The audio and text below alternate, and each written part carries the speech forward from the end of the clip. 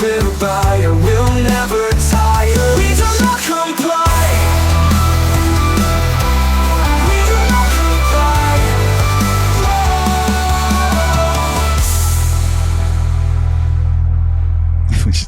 Should do hi everybody. All right, so welcome to another episode of What a Week podcast. And like every other show that is that's budget is declining, we had to replace the white guy with Travis. So Mike is not here today because he had family in, but so we're here today with Vince Sardo. You can cut to Vince, Dan. It's okay. So and then you can cut back. See, we cut the budget. So Travis came here before his art show, and him and Vince started just shooting the shit, and they were like old souls talking to each other. And I said, well, let's all just sit down and have this conversation and see what we can do. So did you just turn my volume down? Just a little bit. Yeah, you're hot. Like sexy, or turn me up? Okay. So Vince, I think that both of you guys can relate to a lot of stuff that we were going to talk about with Vince.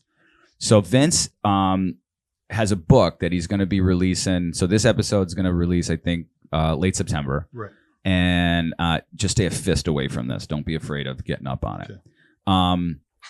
And it's going to be at October 4th at the Art Haus in Scranton at 5:00 for First Friday. Right. It's going to be a book release party.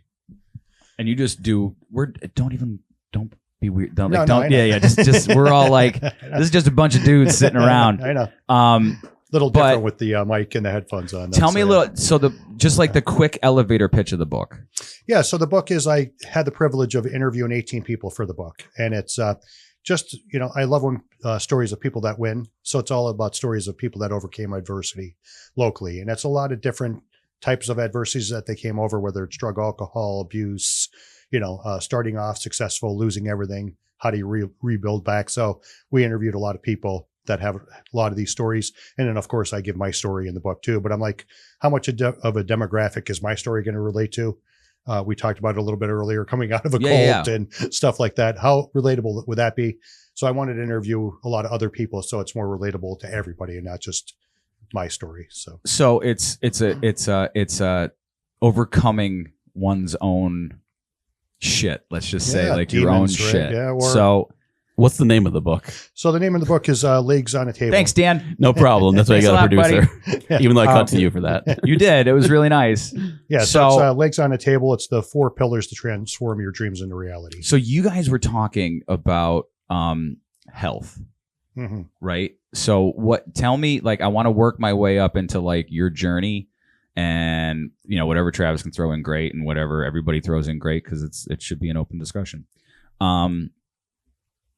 What have you guys found out about health, and why do you take your health so importantly? I guess part of my story is the vaccine. You know what I mean? Being vaccinated, I learned a lot more about the vaccination and how it's affecting a lot of people medically these days. And because I was vaxxed, my health became a major priority, where, a lot of people are with myocarditis and a lot of other things, blood clotting. It's affecting people. So I wanted to find a way to kind of heal myself. And so I started recently doing martial arts, and I take natural based products to cleanse my system. So that's where Travis and I kind of had a discussion on that. And you never got vaxxed, right?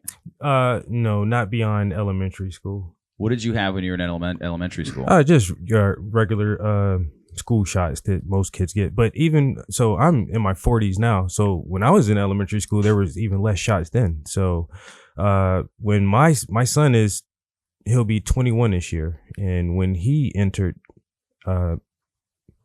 kindergarten for the first time, the school said that he had to get his vaccinations, and I said, well, I don't want him to take all these shots. And they're like, well, if you want him to go to public school, he has to get vaccinated. Yeah. So I tried to has to. Yeah, he has to get vaccinated. I don't believe that at all. And so I talked to a buddy of mine, and he said, well, you can get a religious exemption for him. And I'm not a religious person, but he said you can still use that as a way to circumvent the vaccine mandates. And so my son has never been vaccinated, and I've always just been very cautious of vaccines, even flu vaccines. And I come from a a Southern family. My grandmother raised me, and she's just more holistic, and she's a gardener and try to find natural remedies for stuff. And so we've never been really big on like prescription drugs or vaccines and stuff. Now we didn't deal with in Northeast PA, because you grew up here, Yeah. right? Did you ever hear about like, hey, let's grow a garden, let's heal? You know what I mean? So it's like just the distance between where both of you grow up, and it's not even that far. It's like a day. Well, it's not really a day trip, but you can get there in a day. Totally different ways of dealing with health and mind, body, spirit stuff. Right. Do you like, have you found that like in this area, it's kind of lacking the understanding of like what Travis's community I think grew it up is. with? I think it is now, but growing up, I mean, I'm much older. I'm 58. So, I grew You're up. not fucking 58. Are you 58? Yeah, I'm look, 58. You look great for Oh, 58, bro. yeah. You're not 58, really? Yeah, I am. Yeah. 58. Is it Root? I think so. If I want to make a plug, yeah. it might be Yeah. All Root, right. yeah. Well, we'll talk about Root in a little bit.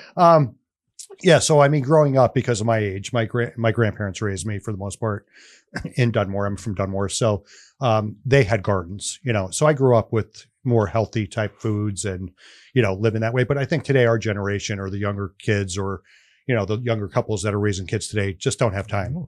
Both parents are working, it's a much different world today. So, unfortunately we're eating more supermarket type foods and vegetables and fruits from supermarkets that are obviously sprayed with pesticides and Herbicides. and things that are killing us. Yeah. All that stuff. Yeah. So I would consider this room, the people in this room, kind of, I wouldn't say red pilled. I would say not woke, but awake. Yeah. Let's start with Dan. Oh no. What was the thing that made you go like, oh, something's like, it doesn't matter what it was, what time in your life, wherever, something's up.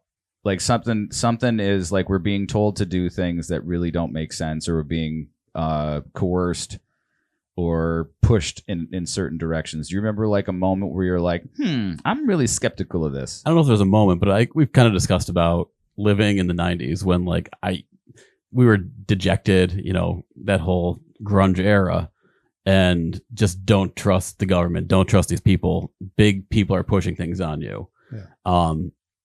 And I lost that ideal, I think, through my 20s and stuff. And then I worked for Bank of America, and I hated like working in like a corporate structure, like being in that just like financial machine, and being like, this is terrible. I hate all of this.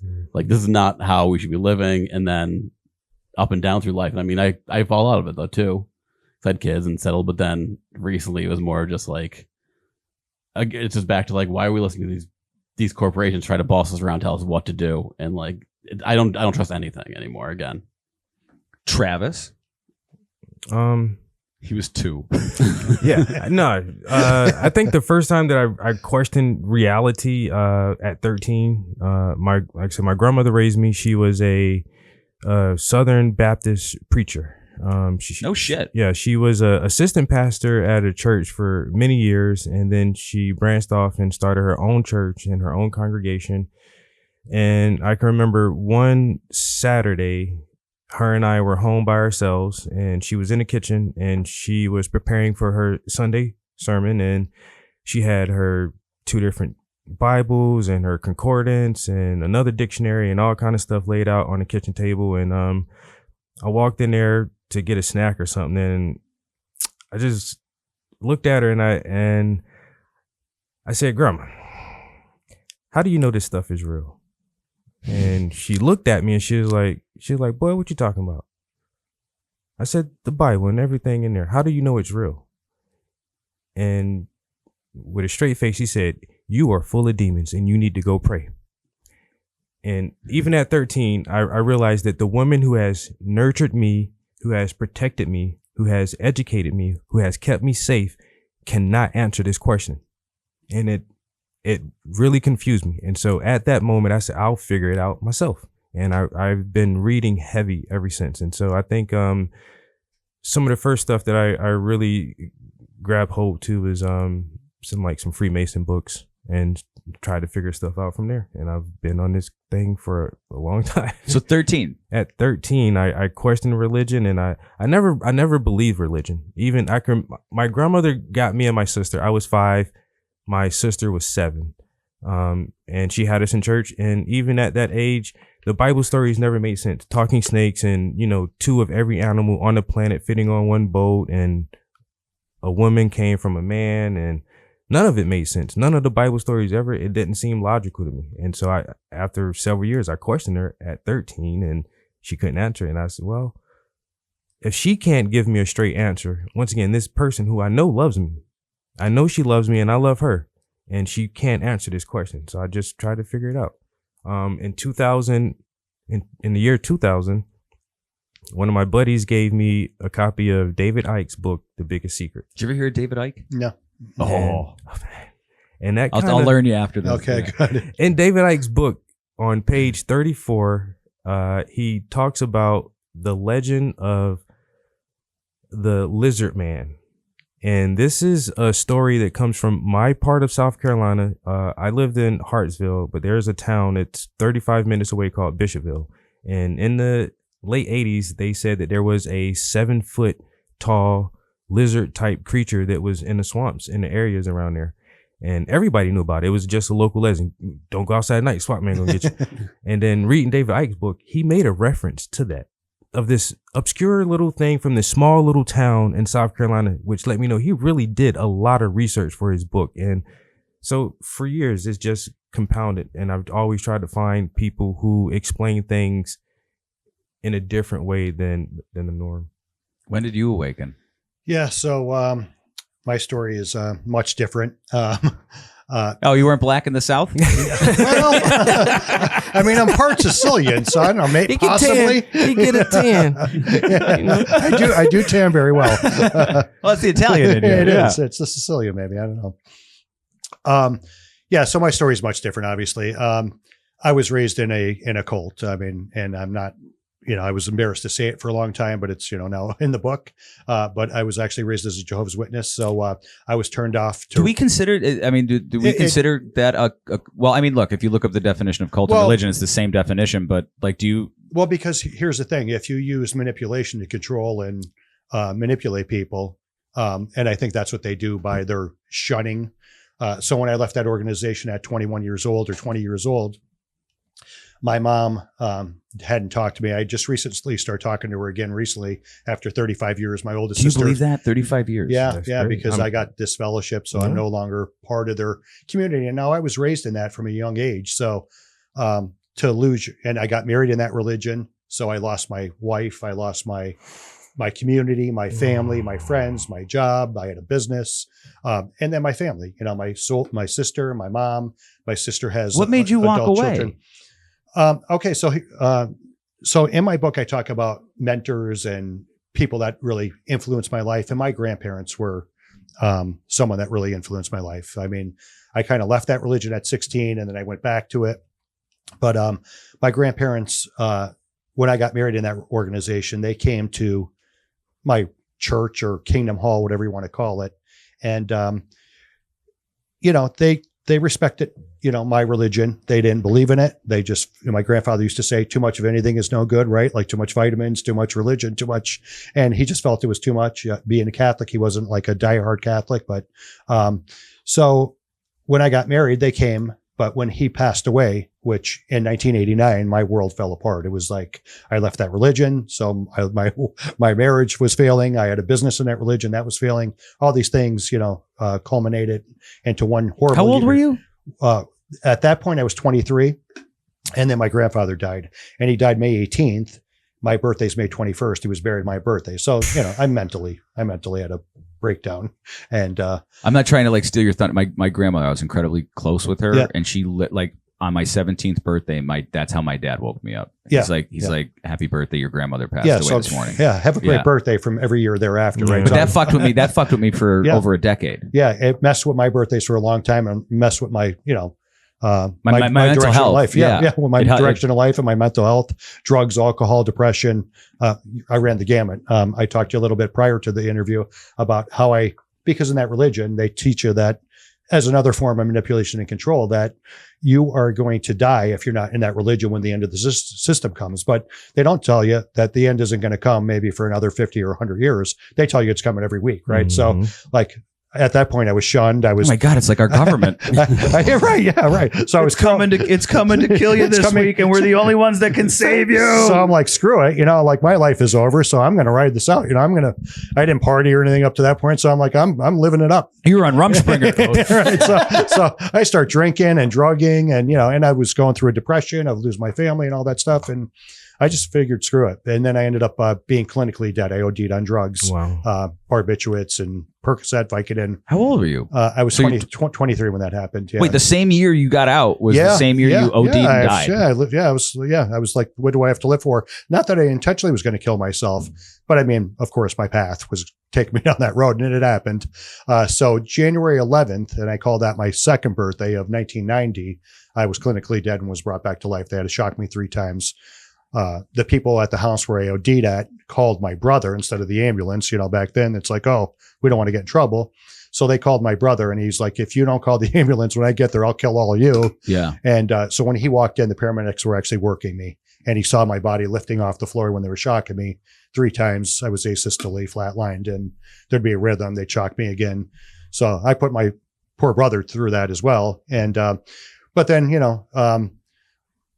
I talk about it in the book. I became everything I never wanted to be. I mean, I always had dreams. My dad used to call me a dreamer, like it was a bad thing when I was younger, but I always had these dreams and aspirations to be something way beyond what I thought I could be. And at that point, I realized that I was everything that I never wanted to become, which was a failure, a disappointment, all these things, and a quitter, basically. Was that at 23 you realized that? Yeah. Yeah. Well, so wait, you get out? Well, within a year, within months, I think I was like dead, within 6 months. I mean, I was clinically dead. But that's when you had like that epiphanal. Yeah. I mean, it started then. I mean, I was lost in addiction a little bit, throughout my life. After that? Yeah. I mean, although, I did meet a girl. She got pregnant 4 months into it. I remarried again for my second time at like 25, had 3 beautiful kids. I mean, very, very happy and proud of them. But, I was a damaged person. She was damaged. We were 2 damaged kids having kids. I was still doing stupid things, and drinking and drugging on the side, but started another business. I mean, it was always good with making money. So I started another business and built that into a, $1 million company a year, doing cleaning.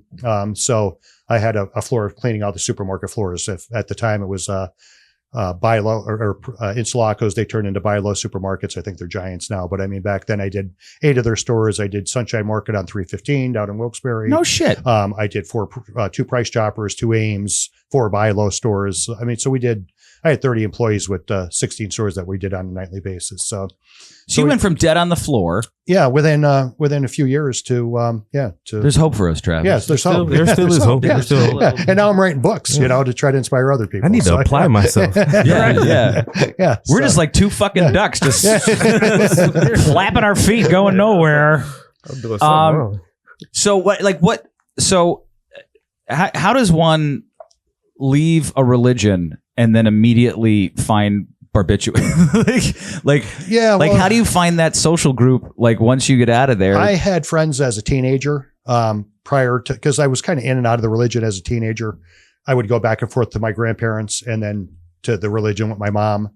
And then at 16, I made a decision to get baptized in that religion. I mean, if you never get baptized in your religion, you're golden. Like my brother never got baptized. My other sister didn't get baptized. I didn't know this. My younger brother didn't get baptized, and they could be crackheads. They could, not that they were, but they could be anything they want. And they were always invited to family get-togethers because there's still hope for them. But because I gave my life to their God, there was no hope for me. So I had to be shunned. So there's no second chances. There's no redemption. If I go back to the religion and I repent and I get reinstated back into that religion, becoming a firefighter and raising a family and being a member of the community and eventually working in Harrisburg representing, firefighters all over the state, didn't matter. I was still bad in their eyes and God's eyes, according to them. I mean, I obviously don't feel that way now, and I've got way past that. But yeah, for a long time, that's how they kind of make you feel like you're nothing unless you go back to it. So for the people who are listening that don't know, where did Jehovah's Witness come from? Like every religion has some sort of starting point? Yeah, well, I think it was two guys back in the 20s or something like that that started at Russell and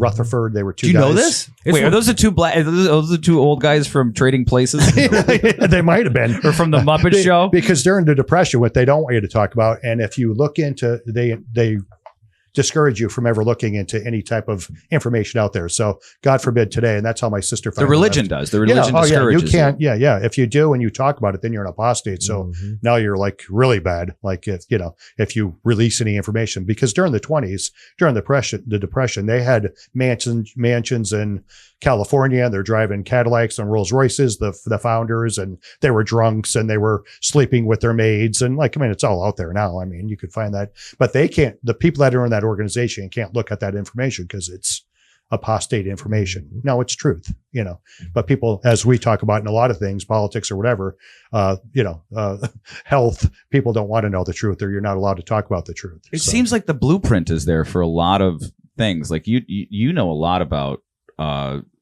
like religion and where it starts and the doctrines and stuff like that. I mean that sounds like Scientology to me. Well, it's kind of on that. It's the Jehovah's Witnesses, one of the newest religions that ever, like you said, it just came out in the 20s. Yeah. And so wasn't Prince a Jehovah's Witness? Yes. Yeah, I think so. Serena, the Williams sisters, I think they just went, one of them just went back to it. There's been a lot of people that you would, Prince, Michael Jackson. Oh, Was it Jehovah's Witness? Yes, his mom is still big. His sisters are big into it still. Yeah. It was my first religion. Was it really? Yeah. So I was my no wonder we connected when he walked in the room. My mother was a big druggie. Everybody's in the getting along. 80s. I love it. And so she lost custody of us, and my foster parents were Jehovah's Witnesses. Okay. So the Kingdom Wow. Hall was the first Yeah. experience that I had in a religious Wow. setting. And so this is why I broke from religion so early, I think. So at 5 years old, I was introduced to the Jehovah's Witness faith. Did that for 2 years. My biological grandmother took me and my sister out of foster care. She's a Southern Baptist. Okay. And so now she's teaching us that. And so at 13, I'm already in middle school. When I got in middle school, I met a group of brothers, 5 brothers. Like brothers or brothers? No, 5 brothers who were Okay. brothers. All right. And They were brothers. We call each other brothers. brothers and sisters. And in that they're- religion. I didn't know. I'm white. no, but they were all No, it wasn't a they were an all ethnic thing. Muslims. And so Oh, okay. Oh. Okay. All and so right. in just a very short span of time, I was very close with Jehovah's Witnesses, Southern Baptists, And Muslim. and Muslims. And that's why I questioned my grandma, like, how do you know this is real? Because even before I met you, somebody else told me that it was a different way. And you're telling me it's this way. And then I have these friends who are phenomenal people, and they're telling me it's something else. But at the same time, the core of every story is the same. You're all saying the same thing, but you're putting yourselves in these boxes to Yeah. try to say the same story. And I do want to, in my mind, I still want to believe that Jesus did come and die for our sins and all that type of stuff. But I lost my spirituality for years. I stopped reading the Bible. I stopped praying, and I manifest. And that's what, I talk about in the book a lot is, the law of attraction and reaching out to the universe. And that's what I always did. And it always worked for me. We're all in energy. The universe is an energy. So if you put positivity out there, you get positivity back. Right. So I lived on those principles, not really God, but they say, he created the universe. So I don't know. So I'm trying to recently read the Bible again and trying to find my way back. But do you think that you were in the right place currently? Because I grew up Catholic, Roman Catholic. Yeah.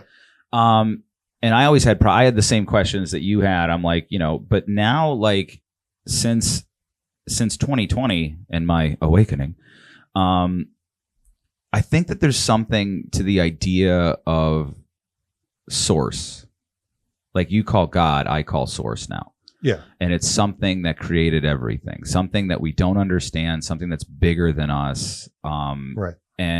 But I think there's something before, let's say, the Abrahamic religions. I think there's something that is more attuned to the things that you're saying, where it's energy and manifesting and spirituality. I think there's more to that as human beings than there are an organized religion. I think if more people, this is my view now, is Right, that sure. I think that if more people were more, take off your shoes, ground in the grass. Like, Yeah. you know, look Wear up your at the jeans on the beach. Shut up, Dan.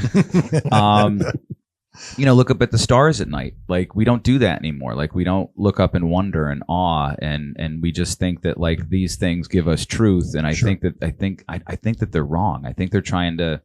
I think these things, the byproduct of these things, is to make sure that we don't try to see something bigger than what is around us. Yeah. Do you agree with that? Yeah, I mean, or I was always very well connected with the universe and with nature. My grandfather. mushrooms?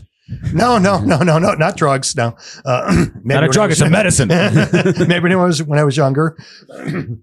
But Maybe a little when you're older. I'll let you know. but my grandfather, I don't know how much older I could get before I realized that. But Dude, I know 80-year-olds that take mushrooms, Okay. man. Yeah, you'll be fine. you'll be fine. Yeah. But my grandfather taught me a lot about nature. We used to build as a kid birdhouses, and taught me all about like the male color bird is more, the male is the more colorful bird, and just I always looked at nature and I always look up at the stars, and that's been something that's always been part of my life. I was in Asia, when you talk about being grounded and taking off your shoes and walking into temples and feeling an energy and, walking on a beach. I mean, I'm very spiritual in that respect. Do you feel like, you guys, like, I think you grew up in nature, and you and Dan is like a Eagle Scout. So like, did you guys all feel, cause I never did that. Like, we never went camping. Yeah. We never did any of that stuff. Like, I never even, this is all new to me. So like, did you guys, any of you notice even in hindsight that like, I felt closer to something when I did those things? Yeah, just being in nature. Just the first time I really recognized it was in Washington State, and leaving from the city and driving up to Mount Rainier, just being more in nature. Colors are more vibrant.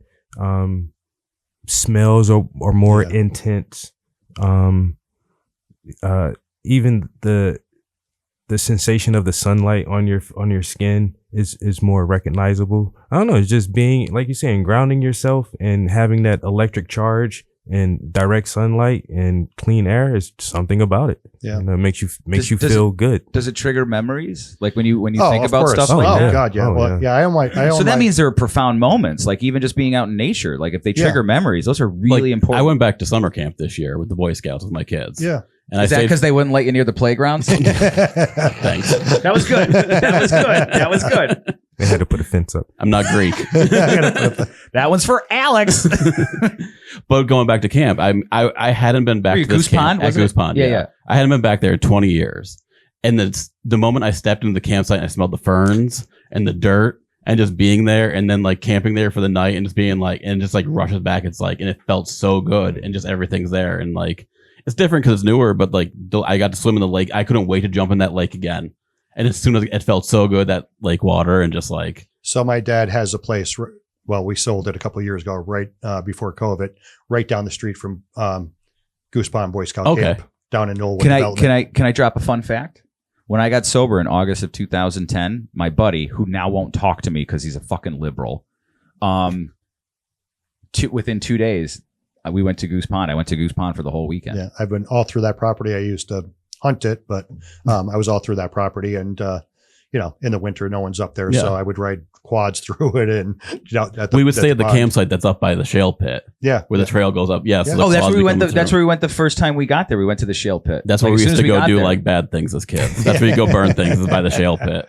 It seemed like a cool place to hang out. So like that's like, I'm curious. I'm a curious person now about everyone's individual like spirituality. Like what are and I find that there's commonalities amongst the things that people choose to do, and they don't do it because of a doctrine. They just do it because it feels like something you should do. You know what I mean? Like you guys taking your shoes off, or you guys going to like, those are things that like, you don't know why you do that. No one told you to do that. Right. There was no doctrine to tell you to do that. So like, to me, the proof of something out there is in that. Nobody shouldn't have to teach you how to be a human. Yeah, right. Exactly. Yeah. Good point. Yeah. Great point. And being outside in nature with your shoes off and all that type of stuff. I mean, we're in energy, like I talked about before, but even more so than that, there's magnetism, right? Sure. Magnetic forces that or in the ground, whether you know about it or not. I mean, the pyramids, they're all built on magnetic ley lines and stuff. Right, yeah. right. So there's a lot that's going on. For those that don't know, for those that what don't ley know. lines are. Right. Yeah. So there's a lot of stuff like that. And you feel that like when you're in nature, you really do. So I always did. So I'm bringing all this up because I think people need to understand. I'm not crying there. I just got something stuck in my throat. I think people need to understand like where you came from, because anybody can, any idiot can write a book about how to get better. Yeah. But there are a lot of people that have to walk through the fire. Yeah. And that's what I've done. You know what I mean? So like Yeah. what I'm trying to do is I'm trying to give context, background, all of that great. to like how you became you. Yeah. Like how you came to these conclusions, because I don't think in your book you're regurgitating things. I think that these are all concepts that you have learned Sure. and have put into practice. Yeah. Yeah. And it's, I can't, I'm not a guru that was handed everything, or, that wanted to just be a self-help guy or motivational speaker, although that's the path I'm on right now. I walked through the fire. I mean, I was clinically dead. I know what drugs and alcohol and addiction could do to you. I know what abuse could do to you. I've seen my sister story that I interviewed in the book that went through sexual abuse in that religion, and you couldn't go to outside resources Oh like my police God. because it would bring reproach on Jehovah's name. They kept everything in house. She was kind of encouraged to marry her abuser at 15 years old. He started having sex with her at 14. He was 24 or 25. This is the nonsense that kind of I grew up with, that has sent me on a path now to help other people, is to share my experiences, share my stories. But I mean, it's just amazing that Travis was raised in that religion a little bit too, because crazy. you don't meet anybody else that, are Jehovah's Witnesses. So I usually kick people out when there's a podcast, but I'm like, I don't know, man. Like something seems like well, we there should are, do this. and again, I don't believe there's any coincidences in life. No. I mean, I think everyone crosses paths for a reason. And a funny story about how I wrote the book. I'm a very goal-driven, oriented type guy where I, set goals and I write things down and I journal.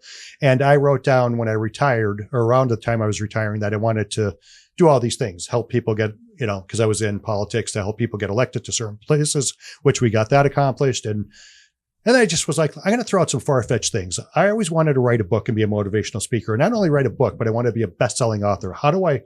So 3 years into it, I accomplished all my goals except for that. But I'm thinking, I ran into burning buildings. How am I going to write a book? I don't even know how to paragraph things, right? So, well, never assume that Yeah. that civil people, what do you call it? Civil servants. Civil servants Right. are dumb. No, Like, they no, are not. no, they are no, incredibly no. intelligent Yeah. people. You better know what you're doing when you're on a fire. Or Hell whatever. yeah. So, yeah. And you better have common It sense. could cost you your life if you Yeah. don't, right? Yeah. I make a joke about it, but it's very true. But I had been at a business conference in another healthcare business that I was involved in prior to Root. And I just happened to be at a conference down in Florida and cross paths with this girl. And at the time, she was a corporate accountant for a chain of banks in the Bahamas. She has her master's in accounting and a master's in law, and was a CFO of a chain of banks. And we just started sharing information and exchanged information on Facebook, and talked about our love for motivational things, Tony Robbins and Joe Dispenza, like all these different people, right? And David Goggins. yeah, Goggins. I love Goggins. Get up, motherfucker! Yeah, I love Goggins. Keep running, motherfucker. Yeah, right. Yeah. Don't be a bitch. Don't be a bitch. Yeah. Yeah. He's got definitely a different approach, but I love him. Yeah. So we just exchange information. And then I'm thinking about, I'm reading a list of goals that I had not accomplished 3 years into my 5-year range. And I've never seen this girl's post before, never seen anything from her. And all of a sudden, I see a post from her that she left her corporate job. She was making buku bucks. She was working in England and Ireland and all over the world for one of the top 4 accounting firms, reached the highest level, in the Bahamas, and hated what she was doing. It didn't bring her satisfaction, even though she reached the pinnacle of her career. So she always wanted to be a writer. And now she's a 9-time international best-selling author. But then she started a publishing company, and she had a thing literally a week after I, read my goals. This comes up on Facebook that now she's helping people become writers. So we talked about The universe. No such thing as a they're coincidence. universes, and there's Yeah. no such thing. No So coincidences. and I have that firefighter mentality where, like, when people talk to you, like when the opportunity presents itself, do you peek through the door? Do you shut the door? I kick that goddamn door in, right? So like I run through it. So I called her up immediately, start working with her, and And here we are, almost 2 years later, within the 5-year limit, because it would be May of 2025, or it would be 5 years. So what do you think is the thing that separates the people from like, this is what I wanted? Like, do you think that people don't have, no one gives them the skills or the know-how to like set your plan? Here's your goals. Here's how to attain them. Yeah, and we talk about that in the book too. I mean, if you don't have skills, go back to school or get the skills that you need, right? So I mean, but it's like I think the question what I'm trying to ask is, and maybe it's a little bit about me, is like, is it a fear? Like, because like a lot of the times I can see like this should be attainable. This should be easy. Like all it is a little bit of work. Well, and I can think of like 8,000 things that stop me and no things that stop me. Well, it's fear. It's fear-based. Is it all fear? It's fear-based because people are afraid of failure. They're afraid of what people may think if they Judgment, try something and they feel exactly. And we're based embarrassment. Embarrassment. We live in a fear-driven society. I mean, that's why I started reading the Bible recently, and it talks about in the Bible 365 times, don't be afraid, right? So it's kind of like a daily reminder not to be afraid because, we live in a fear-based society and people are afraid to let down their family or to try something new but I mean, if we could get past that. Or say certain medical products are not safe for you. Right. Exactly. Right. But that's what we have to start doing, right? We can't be afraid of what other people are going to think or how society or the community is going to look at us. If we know truths, we have to speak them, Well, you just started, not like you've always spoke truth, but you remember I was telling you one day, I'm like, man, you just got to start paying attention. You got to use your fucking voice. Cause I like, you have a really good voice to help people and talk to them and let them see truth. Like, was that like for you not doing that, where you're just like, it's just not a headache I want, or was it? No, I think I'm kind of a little jaded in the past couple of years. Me and my buddy have been doing this for a long time. Pre-Obama, so I spoke at a better time. I spoke at 2 Tea Party rallies.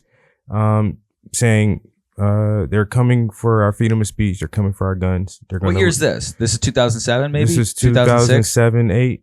Okay. Yeah. Obama was 2008? He was 8, yeah. So like Bush's last year in office, I got really vocal. And that's when we were doing our information campaign, taking almost every Alex Jones documentary, taking everything that Alan Watt was saying, taking everything that David Icke and Dr. Tenpenny and anybody who was saying something credible that we could reassure was good information. And we were printing up copies, dozens and dozens of CDs and passing out information, flyers, going to rallies and speeches. And after Obama, we got Trump. Trump first 2 years, I was really skeptical. The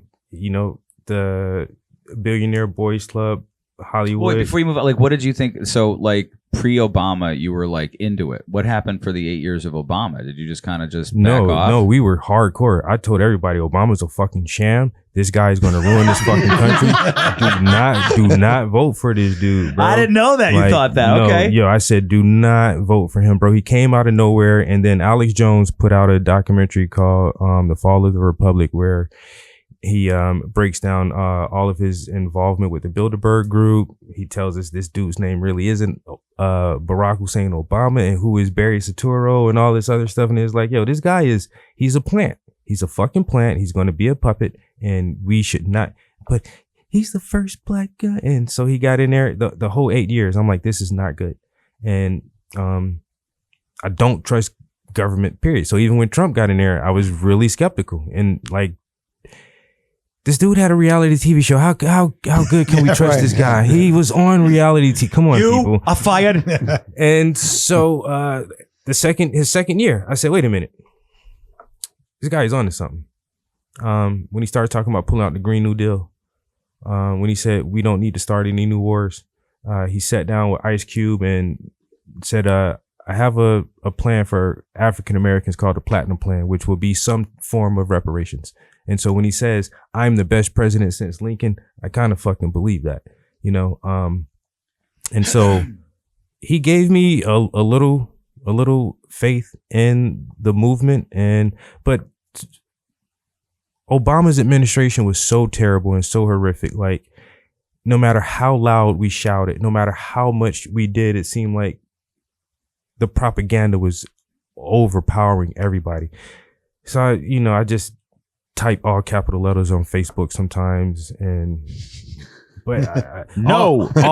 all the marching and all the protesting, that's not getting us anywhere. We have to have a silent revolution where it's a meeting of the minds, where we find a common unity, and in that common unity, find a way to move forward. Because once again, shouting and protesting, and this shit is not getting us anywhere. Yeah. We need to be more strategic about this thing. And so, do I hand out DVDs and all this stuff anymore? No, but I try to be that person that I want other people to be. And I try to put myself in rooms, not in the echo chamber, but in rooms of powerful people who have good minds, and we don't always agree. And that, I think that is one key ingredient. You cannot always agree with everybody. We have to have differences, and we have to understand everybody's points of view, and then we can unify better that way to move forward. So I've just got to make a confession. I'm really embarrassed right now. Are you gay? No, no, but I'm a white guy that voted for Obama, and the black guy didn't. No, I voted for him twice. You know, right? And you're the ones I blame the most. I voted for him twice and Hillary. I said, if you voted for him the first time, I get it. I get it. But to do it the again, second time, then you're dumb. Well, again, don't worry, Travis, I'm with you. A little bit more of my story as being a firefighter. He's a Democrat union member. I was a union member, and I actually represented union the last couple of years of my life down in Harrisburg. So, I was a legislative liaison lobbyist. So, I was, held union positions. I ended up being union president of our local. So I was a huge, and you're taught to, to vote for the people that take care of you. Who cares about your Second Amendment rights? At the time, that's how I thought. Because you just bought into that. Oh, they're here to protect you, but really, amongst looking at the big picture. So you have the insight from like local all the way to state. Mm-hmm. Yeah. Right. Mm-hmm. Yep. Is there within explain it to me in this way. So there's Democrat, Republican, and then like you and I can probably agree that there's something like a uniparty, right? Well, we were moderates down in Harrisburg. Our state organization kind of, because we had some of the Republicans that were out of Philly, like the outskirts of Philly, not Philly, but the outskirts that supported fire police. So we kind of rode the fence. But you went to Washington, you were in, Goose Pond, like you can feel energy. What is the energy I've found over the last 4 years? It like a lot of the people that I'm around that I used to be around, they're bad energy and they're not good for me. Yeah. Right. As a Democrat union leader, like when you is the energy different at a union hall here than there is in the halls of the capital of Harrisburg? And can you feel it and can you pinpoint it? Okay. So when I went down there, because, in our local area here, which is Lackawanna County, and I was union leader locally, there's a lot of backstabbing and a lot of political stuff, right, that goes on even amongst brothers that are union members. Which is nuts. But I thought when I went to Harrisburg, oh, God, this fraternity, I'm going to be part of something so much bigger, and we're going to kumbaya, and there was more backstabbing down there than locally. It's just, and I'm sure if I got to Washington, D.C., it would be just as bad. You give any man power, they're going to want more, or they're going to abuse it. So I think in that respect, I kind of opened my eyes up to the fraternity or the unions and stuff like that, where it's not all about everybody else. It's about how could I get ahead. And unfortunately, that was the realization that I came to. I ran for school. I ran for an office, and I had a conversation with a local union. They were not very happy with me because they found my Twitter. So they endorsed me, and then they found my Twitter. And what happened was I shared a post that was critical of the national union leader. And I had like this 40-minute struggle session in there, and they couldn't understand the fact that I don't like your national leader. And as a matter of fact, I don't think that the national leader should have any say and what the local does. I have no problem with local unions. Like, I totally get it, right? But when it gets corrupted by the national, like you're saying, where it's like just the people up top want the things that they want, and they don't care about the people who are actually in the union, who pay their dues, Right. who want, good health, good jobs, and no strife. They don't want any bullshit in their lives. Like, I have a problem with like this tip of the pyramid shitting down on everything else, and they don't have any shit on them. Right. Well, the rank and file is much more different than the leadership, even on the firefighter level, because they supported Biden for reelection. If you remember, when Biden announced his reelection, it was done at Pittsburgh Fire, local one in the country. They're local number one in the country of local firefighter unions. And that's where he talked about his, rebid for president. And Build back better. But I'll tell you right now, talking to a lot of local firefighters, and actually there's a lot of them that I met at the last Trump campaign that have union firefighters for Trump. So a lot of the rank and file guys aren't supporting that, just like the Teamsters. But the leaders are. The leaders are. Well, because look at all the money. But that means they're not listening to their people. They're not listening to the people. They're voting. They're voting members of their union. Yeah, right. And they're not. Right. Yeah.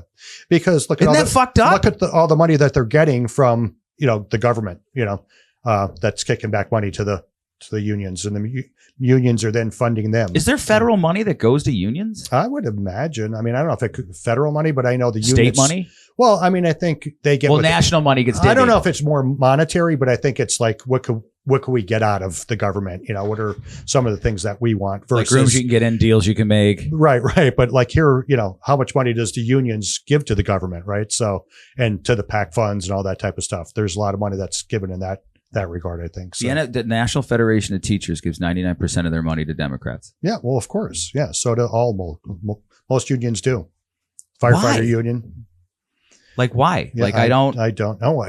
I'm not in that leadership position. I was more of a local level. Yeah, but like just even even anecdotally, like around your life, like did you ever overhear anybody or did you ever come to conclusions about that's why this happens? No.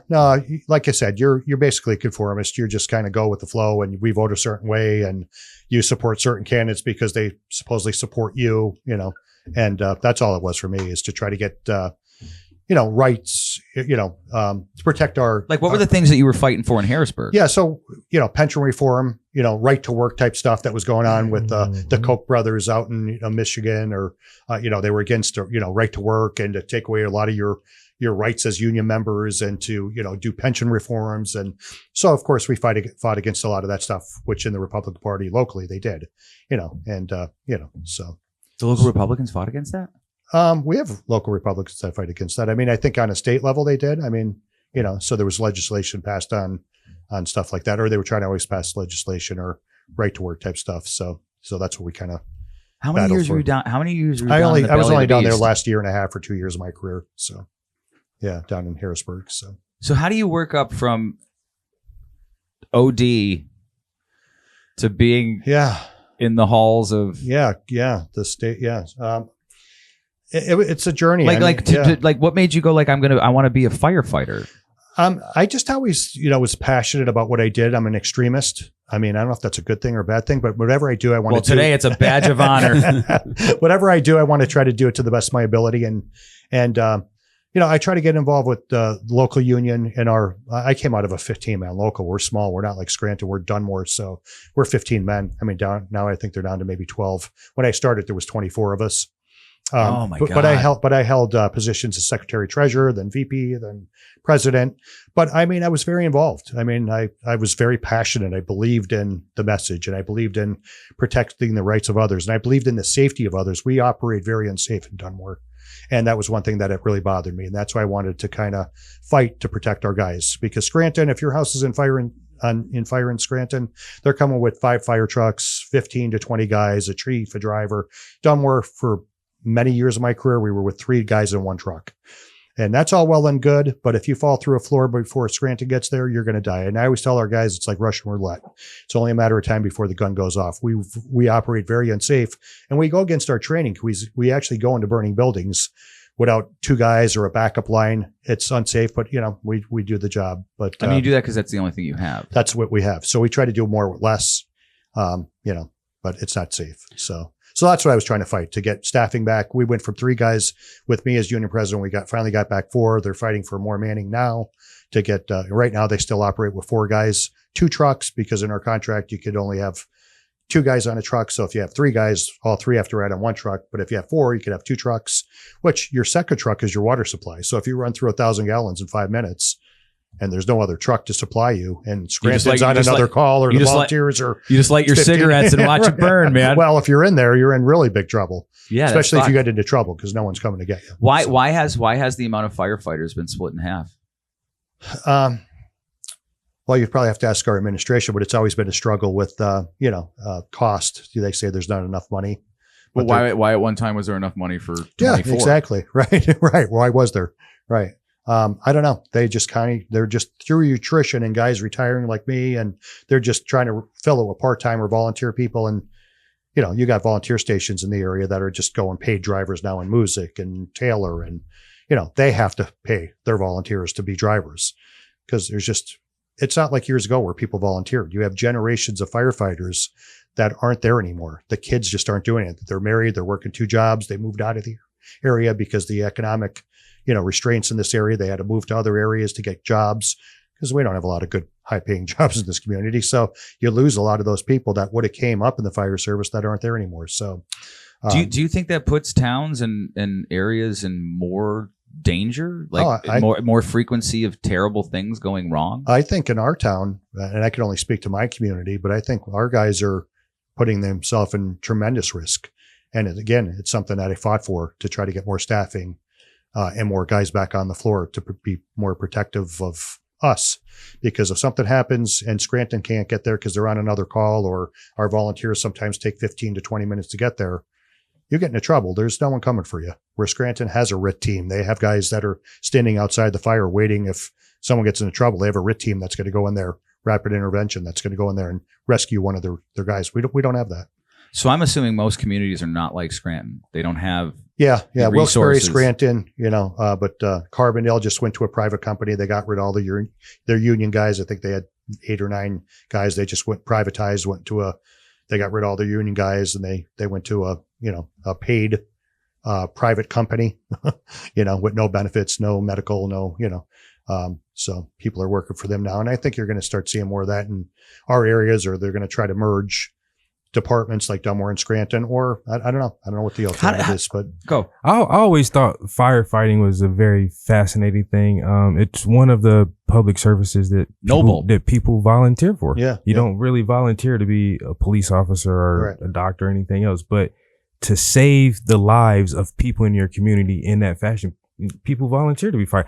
When I was in Virginia, I applied for a volunteer position at a firefighting station, and I didn't, they had too many, candidates already. And so they said, we got so many. I thought he was talking about a diversity quotient. No, but yeah, not blacks. We're good. They said we met the quota. They said reapply next year, because we always take volunteers every year. But that sounds like a good thing. You have too many candidates. Yeah, exactly. Yeah. And so that's the way it's been. That's for what years, I'm saying. It's like now people don't even want to volunteer to be firefighters anymore. Yeah. It's like, and I was, like you said, I don't know why I had this thought at that time. I just wanted to, like you say, just do something to give back. And I had extra hours in the summer. I'll volunteer firefight.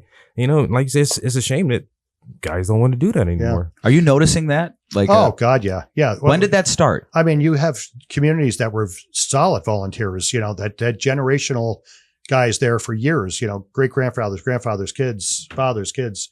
And now you have places like Music and Taylor and other places. It sounds badass. I'm a fucking firefighter, bro. I carry an axe into a burning house. It's badass. It was a great job. I missed the job, but you sustain a lot of injuries working. You're doing the job like Scranton comes with 15, 20 guys. I'm 3 guys for 10 years of my career until we got 4 on the floor. So you're doing the job of 5 guys. Mm-hmm. There's no, like, every seat in a fire truck has an assignment. Like on a truck, there's a can man, there's a ventilation guy, there's a utility guy that controls. I drove the ladder truck by myself. I was all 5. I mean, you're all 5. Like in Scranton, and it's not to shit on artists, but why are we spending money on murals and changing street signs and stuff, and not putting it towards the people like firefighters, like police officers? They should. Yeah, they should. But I guess I'm just having a real hard time with it, understanding it. It doesn't make sense. Like our numbers are dropping. Like Yeah, we're not getting enough people. So then like, wouldn't it behoove the community to be like, all right, we got to change either the morale of this or the perception of it so that they're we putting can guys' lives at risk. I mean, you really are. I mean, well, and the people who they're going to go save. Yeah, right. You're putting the public at risk as well. Sure. Yeah. In fact, one of our assistant fire chiefs said years ago, there was a councilman, we were down to 3 guys. And really, I mean, you need kind of like 4 or 5 guys to save one person, but he'd use the analogy like, okay, there's 4 people in your family to a council member. And there's only 3 of us. So when I come to your house and, there's like 4 of you hanging out of a window, you let me know which ones you want to save. And then when I get done, if one of them's you, I'm going to punch you in the face. Yeah. Because I mean, really, like you only have 3 firefighters in a family of 4. How the hell do you save a family of 4 if they're trapped in a house? You don't. I mean, that's the bottom line. You don't. I've been hearing this. I've been hearing this from so- other firefighters in other places where their just numbers are dwindling. Yeah. And Well, as long as they keep putting tampons in boys' restrooms, I don't think any of those guys will be volunteering to be firefighters anytime soon. Or join in the military to No, defend none our of that. I country. don't think they'll be doing any of that stuff. I you know? That's the problem. oh, well, Vince- that's what happens if we get Tampon Tim. Amazing meeting you. I love Travis, your thanks for energy. coming, buddy. Yeah, we're Thank gonna you get for together. inviting me. I might. I'll see if he's interested in stopping down the place Yep. after this. Thanks. What a Week podcast is awesome. Thanks for having me, guys. Oh, we're awesome. Thanks so much, Yay. Travis. Yeah, you're our new fill-in. If you ever want to come back. You got a mascot. Well, again, there's no coincidences. Him with his connection when we first walked in, and then the Jehovah Witness thing, and I love you, buddy. and him wanting to be a volunteer firefighter. It's just again, there's no reason. There's a reason why we crossed Travis, lock paths. that door on your way out. The front one. Yep, you're the best. All right, fine. Now that he's gone, let's talk about your book. Okay. I knew he was coming back. He came back in. So that's one dude who I was introduced. Remember Alex? Were you here for Alex bringing him on the podcast? Yeah, I was here for his Alex, first one, I think. You know Alex Mulfettes from Center City Print? No. Oh, you got to meet Alex. You have to know Okay. Alex. You got to meet I'm Alex. sure I He's might the know him to fucking see him or best. something, yeah. He's in Greece right now. He'll listen to this when I send it to him. He goes, I got this guy. I think he's one of us. I'm going to invite him. And Travis was awesome. And that's how we met Travis. And now like a couple times a month, like we hang out with Travis and he's just a fucking good dude. Yeah. Like he's a good, talented, just a good smart, character. Yeah. very you good could tell. character. Very good You character. had talked about that. You did an interview, or Bobby interviewed you, and I got to interview Bobby Cordaro in my book. About what's that his like? story. Wait, what's that like to interview? Yeah. So such a what's Bob? Bob is very he's a presence. he's a huge presence, but he's such a genuine guy too. He's a really nice guy. Yeah, he's a genuine guy too. I hate when people talk shit on him because yeah, they don't me know too. him. Yeah. I'm like, Bob's a good dude. He got to tell his story in the book, and I'm glad I got to put that out there about, because he claims his innocence to today, and I believe him. And I do too. And we put that in the book as well too, because he was outspoken against, a lot of corrupt things that Fuckery. are going on. Fuckery, Right. Yeah. So, yeah. okay, let's shut this guy up. Right. So Yeah. that's how that stuff happens. Right. So, so I'm glad I got to, interview Bob. He told me I did a great job interviewing him, that I should, maybe get into interviewing someday. So Now you want your own show. We'll work on something. we got to definitely work on something. I Who think, else in the did you future. talk to? All right. So, Like how many people? Okay, so 18 hold people on, in the hold on. book. the impetus for this book is I want to talk to a bunch of people and finish the sentence for me. Yeah. So I wanted to talk to a bunch of people in this book that could tell their story of overcoming adversity like I did. And what are the 4 core principles? Because, for me, I knew it was basically determination. You have to be determined. You have to be resilient because you're going to get knocked down. You have to have self-belief, and you have to be inspired. You have to have inspired action. So there were the 4 core principles that I always, kind of went by. But when I interviewed everybody else for the book, which was 18 people, John Basilega, Don Mamano, Dr. Jill Murray, All good folks. yeah, Lance Corporal Joseph Barna, who we talked about, who was bayoneted the in older South guy. Korea. Yeah. In my book, because I was clinically dead at 23, and that's when my life kind of restarted. I put down in the book that your life could start at 23 to 93. That, spoiler alert, there's no age limit on restarting your life, because Sure. Joe Barna started writing books about Like in his 80s, wasn't he? No, he was 90, and he has 5-time gold medals for the VA, like for all his writing. Dude, this guy at 90. 94 years old. Oh, was that the guy that was here on the Cordero Yes, show? yes, Oh, yeah. He was a great guy. Yeah. Yes. So I had the privilege of, through Bobby, interviewing him. So it's just, there's no time limits on life. You're never too old. I mean, I'm 58. You said I look great for my age. I feel great for my age. I do not think I'm 58 years old. I think age really is a number. And I think you could accomplish amazing things at any age, if you could start much younger, yeah, great. You know what I mean? Sure. Yeah. But but if you're my age, or, if life has knocked you down, or you've been kicked a lot of times and you're afraid to start over, or as we talked about earlier, you have that fear to start over, who cares? Do it. In my spiritual world, it's called "You're exactly where you're supposed to be." Yeah. Yeah. Yeah. So what? Tell me about. I'm going to ask about the people I know.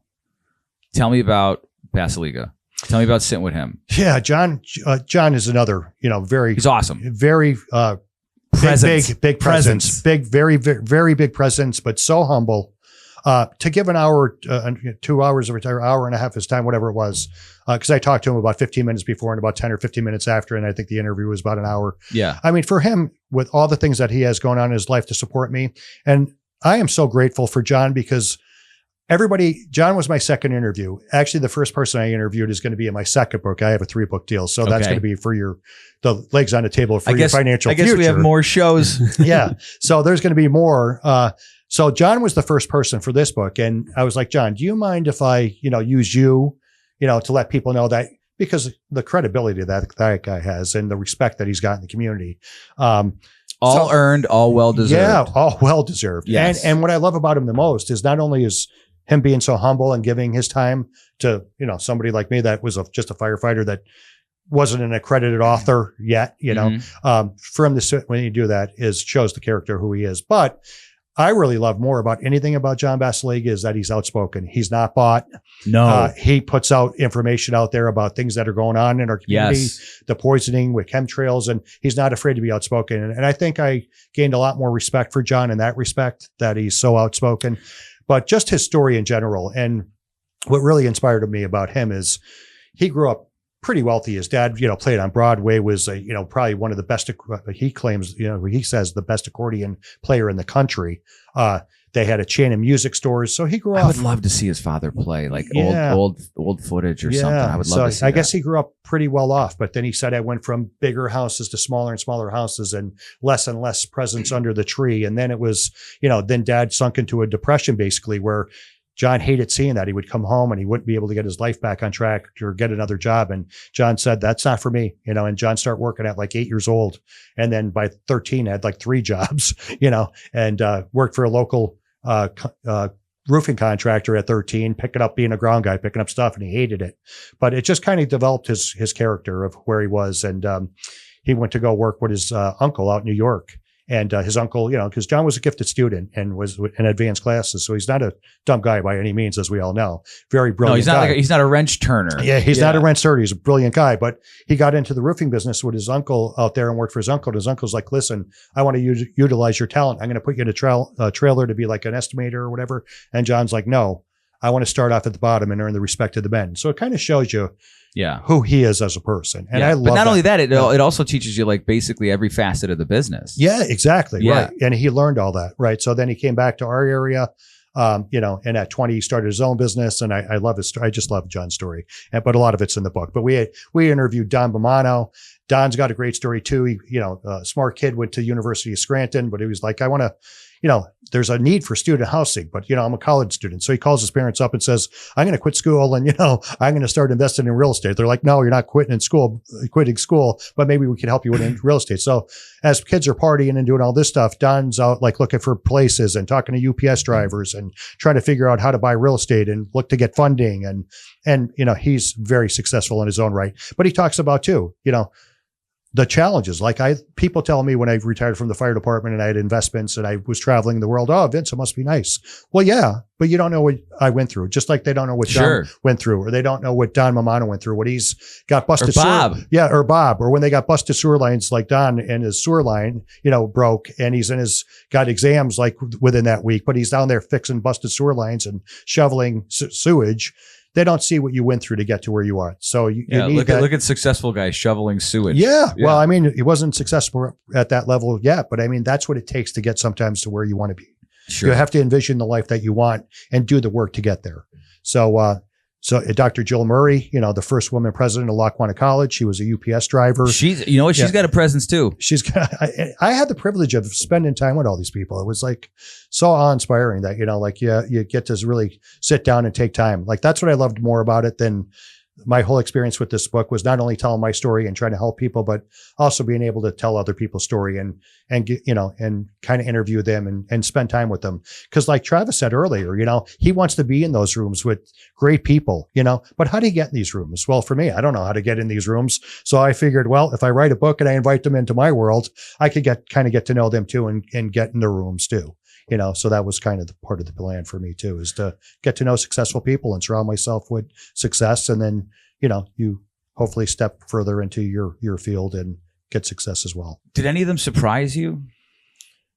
Like in a way where I never expected that, or, just like, we did a podcast the other week. I said something and the guy who I really respect was like, hey, that's good that what you just said. So like it caught me off guard that like he appreciated it. Yeah. So like, is there anything that was like, I think what surprises me about what some people actually go through and don't quit in life and succeed. And that's what inspires me. We had a couple women that I interviewed, my sister being one of them that went through sexual abuse. I told a little about her story. I hope she knows you're telling it. She's in the book. Yeah. Perfect. She put it out there. Yeah. Perfect. So no, I wouldn't be telling her story or anybody's story, if it wasn't, I wasn't authorized to put it in the book, but I will speak to their truth now, because I think their story is going to help a lot of people. If it helps one person, if my story helps one, if 18 other people that I interview helps one, that's 18 people or lives that we may have changed. Hopefully it'll be 100 each or 1,000 each or, 1 million each, who knows? But Kathleen Purda was another girl that, who is she? I don't know. Terrible story. She's overcome a lot. She was homeless as a kid, if you really want to get into it, her dad was in the Russian mob. She traveled. Oh, like my wife. Yeah. It was like bounced around from city to city and town to town, never had any stability. Never knew what her parents did. Her mom used her credit to, rack up credit card debt. She was like in abusive relationships. She was beat up. She homeless, just went through, more than I could ever imagine. I think, everyone thinks their life is bad until you hear of someone else's life. And this girl is another prime example of someone that went through everything, but just always went back to school to get her degree and then got her master's degree and then has great corporate jobs where she's making 6 figures now and then loses her son in an ATV accident. If enough things that happen in her life, then this happens. Right. So, but she's just like one of those persistent people that just will not get knocked down and stay down. And I love like quotes by Muhammad Ali, like the test of a true champ isn't the guy that gets knocked down. It's the guy that keeps getting back up. And Catherine and Romaine Roman is another girl that I interviewed that has, abuse from her father at a young age, 16 years old and, being put down and beat up. And, now she's got 3 businesses. She owns like, the old Spectrum Gym, which is Mid-Valley Ironworks. She sells cars, Roman Motors. She's got a garage business, overcame, poverty and abuse and they're just killing it today. And stories like that really inspire me to want to do better for myself and just help inspire other people. So I hope this book could do that. And that's what why it was written, because we have a lot of stories like that. There's 18 of these type of stories in there, but there's some of the ones that stand out. Women that go through abuse and men that lost everything like John and battle back. Guys like Don, Dr. Jill Murray, who was a UPS driver and they paid for her education to go through school. And, she survived in a man's world, as she puts it, where, a lot of women don't become presidents of universities. And then, she gets that opportunity through mentorship, guys that supported her along the way and encouraged her. And, I love that stuff. So I'm glad I got to tell some of their stories. What do you find is like a commonality between all? Is there something common amongst all of your interviews? Yeah. And that's why I call the book, The 4 Pillars to Transform Your Dreams into Reality. Because I think there are like legs on a table. The more core principles you have or stability that you have makes you who you are. So by interviewing all these people and telling my stories, they all share the same things, which is determination, resilience, self-belief, and inspired action. If we don't have these things, it's very hard to succeed. Do those again. It went so fast. Okay. So did you get that, Dan? No. Determination. We have to be determined, right? Yeah. We have to be resilient because you're going to get knocked down. You're going to fail. you know, if you can't bounce back and be determined and be resilient, you're not going to be able to have that thought or that inspired action to live your dream. And then it's self-belief. You have to believe in yourself. We talked about fear-based stuff. And if you're not, you know, if you don't believe in yourself, or you don't, every time you get knocked down, if you don't think you're going to bounce back, you're not going to succeed. So these are all the 4 principles or pillars that I feel that this book is about, that all these people that I interviewed share. So is there something about like the company you keep? Absolutely. In the book, I talk about my grandfather, who was my mentor, you know, my first mentor. And he says, you know, and as a teenager being on drugs and partying, I thought it was Greek that he was talking, but he used to say, tell me who your friends are and I'll tell you who you are. Yeah. I love all these old sayings, right? Because they're real. They're generational, right? And they mean something, right? So, but at the time I really didn't know what he meant. Like my dad used to say, you know, I used to think my dad was a dumb guy until I became his age, you know? So, you know what I mean? And it's the truth. Now that I look back, and when I was 16, like I look at these little kids at high school football games and I'm like, they're like little kids, but I thought I had it all figured out at 15, 16 years old. And I look at them now and I'm like, they look like they're 10. Like, you don't know shit, Jack. Right, you're right. You don't know shit. Right, but they think they have it all figured out, right? And we did too. But I love these sayings. But my grandfather used to say, you know, if you want to be great, surround yourself with greatness. Tell me who your friends are. I'll tell you who you are. So yeah, if we hang out with losers, we're going to be a loser. If we hang out with unmotivated or negative people, we're going to be unmotivated and negative. Or if we hang out with successful people, which through this book, that's what I try to do. I try to get with guys like you. I love, you know, what your story of overcoming adversity and what you're doing now to help the community. I'll be in book 2 or 3, maybe. You know what? You might be interviewed for the next buckle one. Buckle up. Buckle up, people.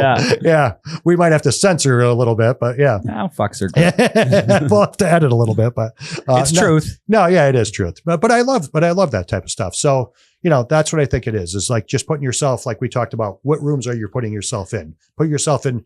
You want to be the dumbest person in a room, not the smartest. You know, like there's nowhere to grow. How would you encourage people? Because I think that there's something very unique about Northeast Pennsylvania. Some would say, I heard somebody say once that you can't feel the natural frequencies of the earth because coal is a inhibitor. It's like electricity. Insulator. Yeah.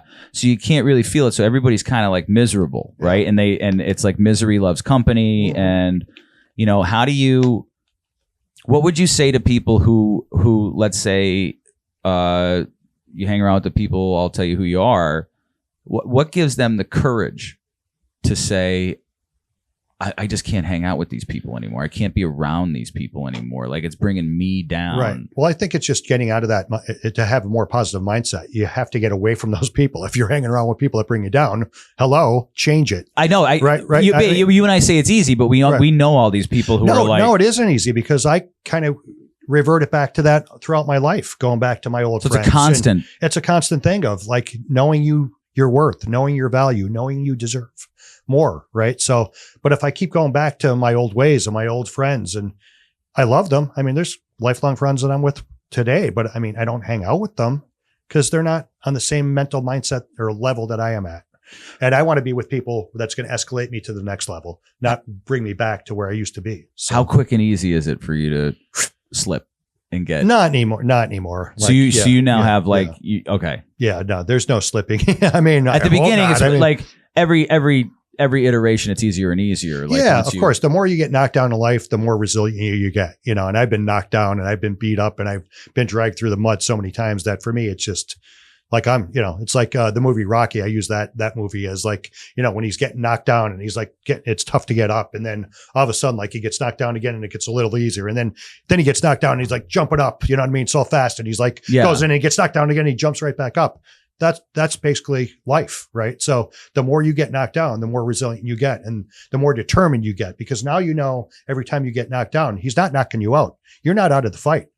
He can't beat you. In your mind, you start thinking, I'm not going to be beat, right? So every time you get knocked down, you get up so much quicker and you get up with more resolve and more resilience and more determination because you know that didn't break you. And you know now, okay, what's next? What are you throwing at me next? I just coughed in the mic. I find that I was listening to a doctor from the NHS at the very early parts of right before COVID, because I was trying to figure out why I'm a crazy person. And And I don't know if you know this, but I took a massive dose of psychedelics Okay. about 3 weeks before COVID, like before the lockdowns, right? So as it's like ramping up. But I was listening, I did like probably like a month worth of like listening to pro, against, hearing what they had to say, seeing if it made sense. And I talked to this one, I listened to this one woman and she was a psychologist over in England. And she said, you know, when you're born, it's a trauma, like just like you're coming out of a person, like that is traumatic. When your mother goes to the grocery store for the first time, you don't know what a grocery store is. You don't know what groceries are. You feel like it's abandonment. So she's like, life is all about these traumas, you know, like a thing that your dad said to you when you're 9 that you're still thinking about when you're 42. She's like, this is what successful people need to do. And I don't mean successful as like financially, but just like well-rounded people. She said that when something terrible happens, you have a choice. And the choice is, what did I learn from this? Or is this going to define me? Like, is this going to be a personality trait that I continue forever and ruminate on it? And one of the things that I found that was fascinating that I didn't realize is that, like, if you ruminate on trauma, it's just like the trauma is happening over and over and over and over again. And trauma isn't necessarily like car went off bridge. It could be somebody said something. Right. It could be you forgot to do something. You know, what do you like? Are all these people in your book? Do you think that when bad things happen, they say, what do I learn from this? Or how does this define me? Yeah, I think a little bit of both. I mean, I love what Travis said about David Goggins, and I love Goggins. Oh, he's nuts. But he talks about if you're not going forward, you're going backward. There's no middle ground. So if you're content where you are in life right now, that means you're going backwards. Right. So I think that you always have to focus on moving forward. So whatever it is. I mean, for me, early on in my life, because I was messed up and I, you know, came out of like drugs and alcohol and doing a lot of bad things, and, you know, met a girl and, you know, she got pregnant 4 months into it and we started having children. And, I had a mentor. I started selling furniture. I was like, well, I could sell, you know, I sold other things. I had no other skill sets. Let me try to sell furniture. I hated it. I did really well, but I met a mentor there, that gave me a book called Think and Grow Rich by Napoleon Hill. And, he was a big part of it. Mark Weller. I mean, to this day, you know, Mark, I just really recently reconnected with him, but I think you always need to have someone in your life that believes in you, even when you don't believe in yourself sometimes, you know, whether it's, for me, it was my grandfather, whether it was Mark, whether it was other people. You need somebody to see the greatness in you when you don't see it in yourself, because a lot of times we don't. But you need somebody to call bullshit too. Hold you accountable, right? Yeah. Don't listen to your bullshit excuses. That's exactly what I write about in the book about my mentor. When I wanted to be coddled and would go to Mark, you know, and like, oh, Mark, you know, my girlfriend broke up with me again and she won't let me see my daughter. And yeah, that sucks, Vince. I really don't give a shit. You know, he's like, yeah, right. Seriously. He's like, it's going to be part of your story someday. Well, guess what? Today it's part of my story. No you know? Shit. Yeah. How about that? Yeah. Cause really it made me figure it out. I was so used to being coddled, or poor Vince, because of, you know, early childhood trauma or whatever I went through, that like, I didn't need that at that stage of my life. I needed to grow the hell up and then be accountable. Right. So he held me accountable. And that's what really started to define me and who I was. Would you consider that tough love? It is tough love, but I needed it. And I tell him now, and because I put him in the book and I gave him credit, and he's like, you know, I felt like such a dick, about it. He's like, you know, it really bothered me that I was that harsh. And I said, no, Mark, it was the right message at the right time. I needed that. And he never realized the impact it had on me till I wrote this book. Oh, really? And we had lost touch for like maybe 5 years. And I called him up and I was like, Mark, I'm putting you in a book. And I sent him the link, and, you know, cause I had like a rough draft, and he read it and he was like, man, he goes, I always felt so bad that it was like that harsh with you. And I'm like, you made me who I am. Like, you don't even realize that I am who I am today because of your toughness. Is there a problem with us today not giving tough love to the people around us or our children? Oh, of course. Everyone's a winner, right? I mean, without it being earned, everyone gets a trophy. No, You need to get knocked around and find out what life's all about, and figure out a way to really win. You can't really appreciate the reward until you earned it. And I think a lot of times today we're coddling our kids. We're making excuses for our kids. we're doing a lot of things like that. And I didn't. I taught my daughter. I mean, I'm divorced. And, two of my kids stayed with the mom. And then one daughter eventually I raised from like 14 on. And, I made her go out and get jobs. And I mean, I had a couple bucks. I mean, I'm not rich. I mean, as a firefighter, I had a good job, but she went to go work at McDonald's when she was 16 years old. Oh, just like Kamala. Yeah. Right. Is that where she worked? Yeah. That's what she claimed. That's what she claimed. That's Yeah. what she Well, my claimed. daughter did. She helped chip it on our car. She went to Spain and then, I helped her, but on a field trip, through the Spanish club. But she earned the money to go like that. It just teaches you like to feel good that you're able to do these things. And I think we're getting away from that with our children, and we're making excuses for our kids. I see that so much today where people are always making excuses for their kids or, oh, this, they went through this, or, grow up, wipe the dirt off, and then, like my brother's son, he's a good athlete now, he's 16, but like, I remember him getting hurt on like dirt bikes. And I'm like, Jim, I don't think you should be riding dirt bikes at 9 years old. Right. And the kid would wreck on a dirt bike and he'd be like all banged up. And Jim's like, oh, he's crying, rub some dirt on it. I'm like, rub dirt on it. But he made this kid who he is today. Now the kid's 16 years old. He has like his own little landscaping business for the summer. Like he fixes like, mini bikes and sells them, puts new motors in them. He's got motorcycles. And I was like, well, what are you going to do next, Cody? And he's like, well, I went from mini bikes. I'm going to do motorcycles. Next, it'll be yachts. Like he's already got that entrepreneurial spirit because he was taught not to be coddled, to make a life for yourself, to earn money on your own. And I think if we start getting back to those old principles, they shouldn't be old principles. They should just be principles. They should be principles, core principles that make you who you are, your character, that work ethic, that never say die spirit, get over that fear of failure. When we're children, there's no fear. Like when I was a little kid, we used to jump each other on bicycles for God's sake. You know what I mean? Thank God, no one ever got like landed they were on. jousting. Right. Yeah. Right. Yeah. But I mean, there was no fear. You didn't think about the consequences. You just went out and did it. But today we're in a fear-based society. So you learn to fear. You learn to be cautious.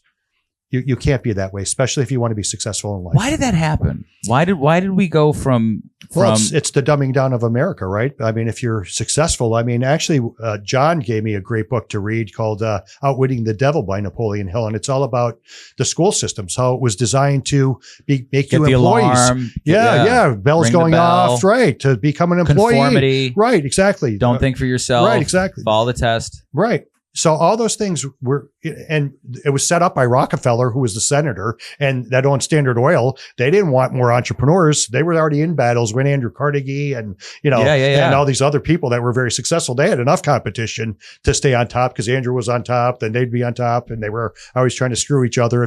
I love, history and motivational history, especially. But yeah, they were always battling. So what, you're going to create more millionaires? No, let's dumb these people down. Let's create the school system. Let's start religion. That kind of did that. And that's what Outwitting the Devil was about, a lot of that stuff, to kind of put fear into people and to keep them dumbed down. So do you think the controversial take, Dan? So do you think that the public education system is not what it's supposed to be? I think so, because I think in the public education system, they should be teaching people how to balance checkbooks instead of saying, oh, go to college to be not that there's wrong with going for criminal justice. My younger brother, Jimmy, did, but you're coming out making 20-some thousand as a probation officer. Teach them to get into finance or show them what type of jobs they should get into that's going to make X amount of dollars if you're going to go in that field. Or how about we go into trades where plumbers are making $100 an hour or electricians are making $200, right? I mean, well, there's kids and parents that think it's beneath their kid or parent, and it's like, but it's really not. Yeah, right. Yeah, you're making more than lawyers or doctors. Yeah, your kid just got a degree in art art. Right. What was it? Art appreciation. No, it's like mental. It's like mental, like art. Oh my God! It's like when you help art therapy. Yes. Wow. Why couldn't I? I don't know. I hate therapy so much I don't even want to think about it. But like you get that, and no parent is like, oh, we'll just let them do what they want to do. And it's like instead of like your family or whatever, just and your mentor is saying like too fucking bad. Too like, bad. Too bad. Wipe the dirt off. Do you think that the and I know that you're in no position to say this, but as a citizen and somebody who's here and on our podcast, do you think that the public school system needs to be entirely reformed? I think they need to re-educate kids on career paths to take if they're going to go to school. I think they need to teach them basic life skills, balancing checkbooks. I think there's a lot of things we should be teaching our kids besides trigonometry and stuff like that. How to What seasons to grow plants. Yeah, right. You're right. You add, subtract, and times and divide. I mean, once you learn that stuff, that's basically all we're going to use the rest of our life. Yeah. And a little critical thinking. And why is this the Socratic method? Yeah, like, why is this the way it is? And if you don't have answers, I don't believe you. Yeah, there's so many things we could be educating our kids on: life principles, on investments, how to invest, how to make money. There's a lot of things out there that we should be educating our kids. But again, do we really want to educate people to become millionaires, or do we want them to become employees? I'm probably not going to run for office again, and I'm okay with getting rid of the Department of Education. Just throwing it out there. just saying. Just throwing it out there. I'll earmark just in case you do in the future. We'll delete it. Yeah, I don't know if it needs to be totally gone, but it definitely, I think, needs to be revamped. Yeah, and I think the mission and the purpose has been bastardized and corrupted and taken over by lunatics. Yeah, who. It's funny how the taxes go up and the kids get dumber. Yeah. Well, if you look around the world, I was in Asia. How are those kids? Their kids are not on phones every day. I'll tell you that. Their kids are doing martial arts. They're like studying. They're like at very young ages. Well, TikTok and all these places are created by Chinese and everything to dumb our kids down and keep them. Well, the funny thing about TikTok in China is that they don't show cat fart videos. They don't show stupid videos. They show motivational they show here's a young kid who just excelled at economics or engineering or prodigies playing pianos. And it gives kids, I want to be like inspiration, that. Right? Yeah. And we don't do that here. Right. Well, it's to dumb our kids down because we're in sciences. It seems orchestrated. Sciences and maths. What are we like? We're like a third world country. We're like 30s, 87 or something. 80 some in some things, 30 some in other. And you got these third world countries that are their education system is way better than ours because it's their principles and their morality and their morality and what they're teaching their kids. So, you used to be a Democrat. I did. When was your flip? Technically about a week ago, I switched to the Republican Party. I've been voting Republican since 2020. His pupa just opened. I've been voting Republican since 2020 for Trump. But what was the thing that because now you're really active and trying to save America. Yeah. The reason our area trying to save America. Well, Lackawanna County. If you talk to anybody in the Republican Party, Lackawanna and Luzerne County are crucial counties in the country. So I'm trying to do my part in Lackawanna County. I got involved with Trump Force as a Trump Force captain, and we're going to low propensity voters that don't get out in every cycle, and they're either a moderate or Republican. We're trying to get those people out to vote. The old ways of knocking on doors, how they did years ago, going every door to Dems, why waste your time? So we're trying to target people that actually vote for the principles and the beliefs that we have. So the reason I left the Democratic Party, if you want to get into that, is I just feel they, as a union, because I left too. Yeah, right. And we kind of talked about that in 2020. You had the same epiphany around that time. For me, it was just as a union leader and a Democrat that I always voted that way and was always taught to pull straight D years ago. You can't do that anymore. But you literally, you didn't look at candidates, right? So now I'm more open-minded where I want to start looking at candidates and look at what their core beliefs are. And when I start seeing the Democratic Party and the road that they were going down on with drag shows in elementary schools and books on, pornography type books in elementary schools and kids able to change their gender and hide it from their parents at 5, 6 years old or whatever it is. I was like, I can't. And the party was encouraging it. Yeah, right. Yeah. And I'm not going to go down that road. I'm not going to allow men dressed up in dresses to go in girls' bathrooms when I have 2 daughters. Thank God my children are raised and my 2 daughters are 30 and 32 now. But if they were 7 years old in school and I found that out, I'd be down that school. I'd probably be in jail. There's no way I would have tolerated that.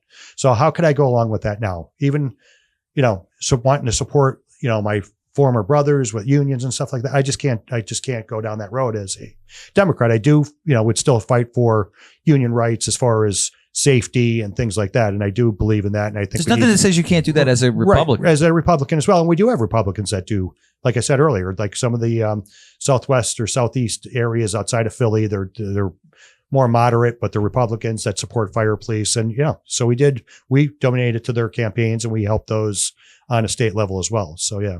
Did you get blowback? I haven't gotten blowback yet. I don't know if a lot of people really know. I mean, I do have Trump signs in my yard in Dunmore, which, Are we outing you right now? Yeah. Well, I mean, I really don't care. I mean, I really think our country is at the point now where it's, freedom or, tyranny. I really do. I mean, I solely believe that. If I didn't believe that, I wouldn't be so adamant and so involved. I never really, even as a Democrat and as a union leader, I was never that involved in that out front as I am as a Republican. I think we need to win our country back. I mean, I think the belief systems that the Democrats have right now are really damaging our youth. I mean, women in men's sport or men in women's sports. Are you kidding me? Well, it's funny. When did that ever become normal? Why is that normal? It's funny how there's a lot. Why aren't women more pissed off about that? Here's how I know that this is all bullshit, right? I find it interesting that there are many men in women's sports, but not a lot of women in men's sports. Yeah. That should tell you something. Yeah. Yeah. Will men shrink when they transition? Did we watch this podcast last night? It's a local podcast. I wasn't going to watch it, but then we started watching it and I couldn't stop watching it because it was a slow motion freight train accident, right? It was, you know what it was? It was all the reasons why we watched Ricky Lake and Jenny Jones. and Jenny Jones, and who was the other guy? Richard Bay was he was New York, but he was funny. No, Springer. Oh, Jerry. Springer. Yeah, it's like Springer. Maury Maury. Yeah. And Morton Downey. Yeah, you're Morton Downey. It was Geraldo you're just waiting for the train wreck to happen. All these in the same thing. I appreciate the podcast. I have an affinity for the guy who runs it. I feel nothing but empathy for his guests, but man, I was like, this is madness, and we're all okay with it, and we shouldn't be okay with it. And they're thinking things that are legit, not part of reality. How do you get so far off base thinking that stuff, though? I don't understand. How did we get to a point in society where we think that all this stuff is okay? Kids to mutilate their body, drag shows in elementary centers. I think instead of critical thinking, people are more concerned about whether or not the group is happy with them. Right. People have their social circles, and the tribes get, tribes are in tribes are in tribes are in tribes. Right. So Irish in a tribe, Democrat in a tribe, and it just keeps going up and up and up. But the problem is most of the tribal shit comes from the top down, and you're being fed. And I still don't understand why people believe the news. I still don't understand why they allow them to infiltrate their brains and feed them falsities that they run on as fear. Donald Trump's going to be the motherfucker was president for 4 years and was never a dictator. Yeah. Ever. Yeah. He hired the first gay cabinet member. I know. Obama didn't even do that. He wouldn't even do that. He was pro-gay marriage. Mm-hmm. Obama didn't do that. He was against it. So was Biden. Right. Don't fucking, these people are being sold a bill of goods about a guy. Look, is he hard to follow in a conversation sometimes? Yes. Yeah. Is he arrogant sometimes? Does he say crude things sometimes? Yeah. Does he have mean tweets? Who gives a shit, right? But what's mean about the tweet? You're an idiot. Right. You did a stupid thing. Right. It would be like the way my mom talked to me when I was a kid. Right, exactly. Yeah, we were raised that way. And I think that in every civilization that has people in power, when they want more power or different power, they always create a crisis. And Trump is the perfect boogeyman.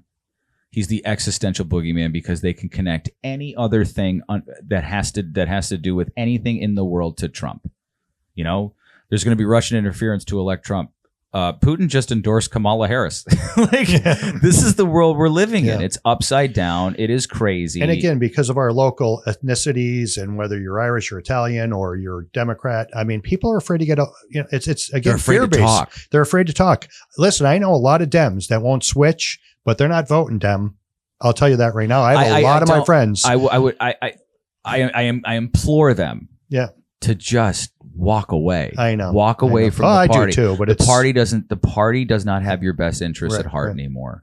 It doesn't. And you know what the sad thing is? It's local too. Yeah.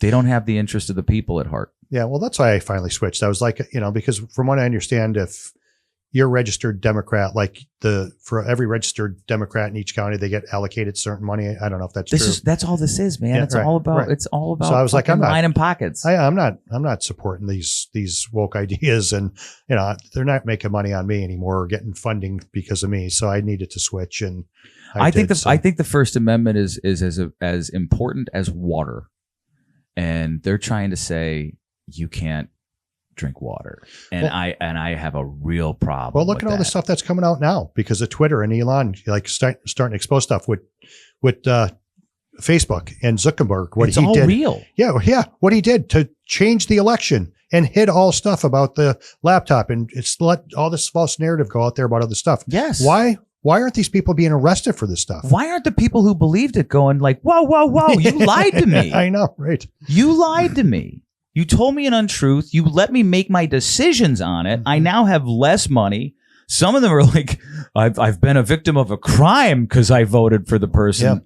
And none of them are pissed. I just talked to a local bar owner before I came here, and he wanted more signs, Trump signs. So I dropped them off. I won't say his business. I don't want to put him out there, but don't you think the signs at his the signs the signs aren't at his business, but they're in his family's yards and maybe his I told everybody that owned a restaurant and a bar, if you don't fucking speak up, they will shut you down again. Well, yeah, and he said my life was so much better 4 years ago, and what they did to me. But they're COVID, still afraid to use their voice. Yeah, the one thing, I know. the one thing given to you by God, and if you don't believe in God, it was given to you by man, and it that's it's the one fear-based. thing. We talked about that in my book, right? About like trying to go after your goals, and actually Martin Luther King had a dream too, but he didn't sit on his ass. He wasn't afraid to organize Million Man marches and speak out against the society at the time. I mean, it took a lot of courage, and he even knew that it might cost him his life, because when his one speech, when he said, I don't know if I'm going to, make it to the promised land. I'm going to lead you to there, but I don't know if I'm going to be there. He knew, like, by doing what he was doing, he might be assassinated. And it wasn't James Earl Ray. Well, probably not. Right. Well, yeah. Do you know that in a civil court, the federal government was found guilty of Martin Luther King's death? Really? Yeah. No, I did not know that. Yes.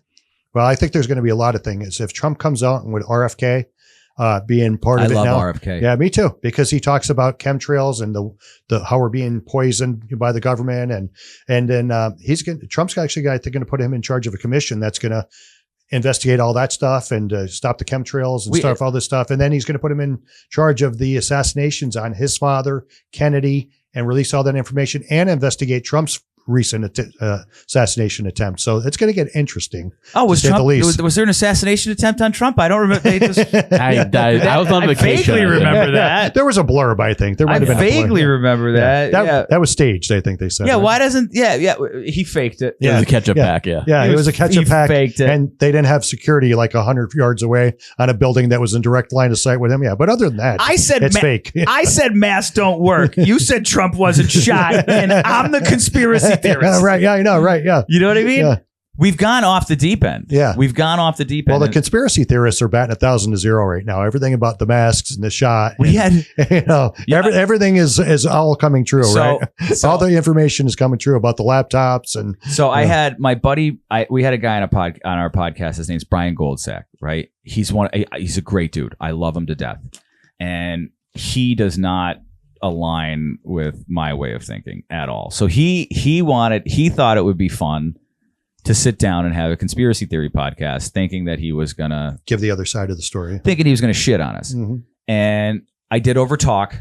I think we can all agree on that, right? Yeah, just that time. Yeah, I definitely overtalked. Just that time. Fuck you. I did. I did Sounds overtalk. like a regular thing over there. But I remember, and I said, "Here's how I know that they lied to us about all of this." And he goes, "How do you know?" I said, "Because fucking Dan and I were right, and we're retarded." Right. So if we're idiots and we're not doctors and we're not any of that, and we're saying these things that are now believed as true, when we were saying them at the time, where at the time they would do less harm. Mm-hmm. That's how I know they lied, because we were right. Right. And he didn't like.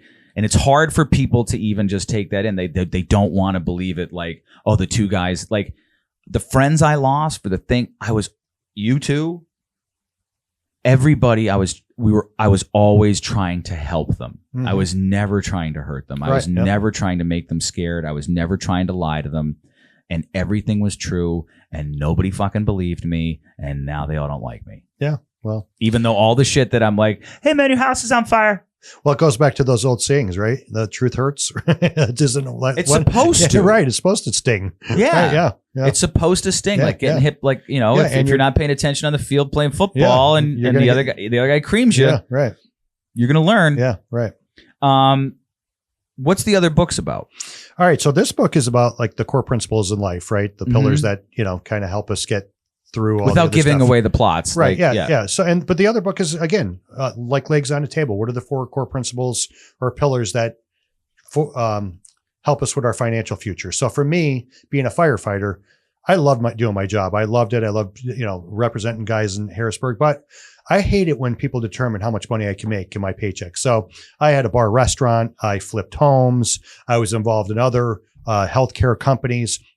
So, I always felt that more streams of income, the more solid you are financially. And that's what that book's going to be all about is multiple streams of income. You should definitely have a couple sources of income where your money works for you versus you working for your money. I use the example of my cousin. She's a nurse and she cuts hair, right? So, but if she gets into an accident off the job, you're screwed. You have no income coming in. So if you have a small business or maybe a car wash or where your money works for you, or you invest in stocks, in that particular book, I interviewed Chris Scalise from Fortune Financial or Financial Fortune. I'm sorry. Don't look at me. I wouldn't even know. No, I know, but I always mix it up, and he corrected me, and I messed it up again. But Fortune Financial, I think it is. So, what are all the other alternatives to invest to protect yourself? So I interviewed him. I interviewed other people that have small businesses. So we do a lot of that.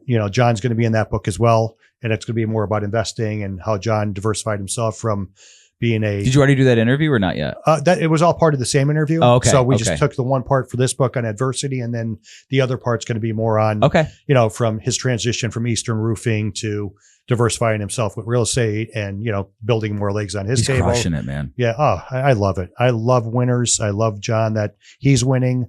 A lot of people are envious of that stuff and they hate when people win. I'm the opposite.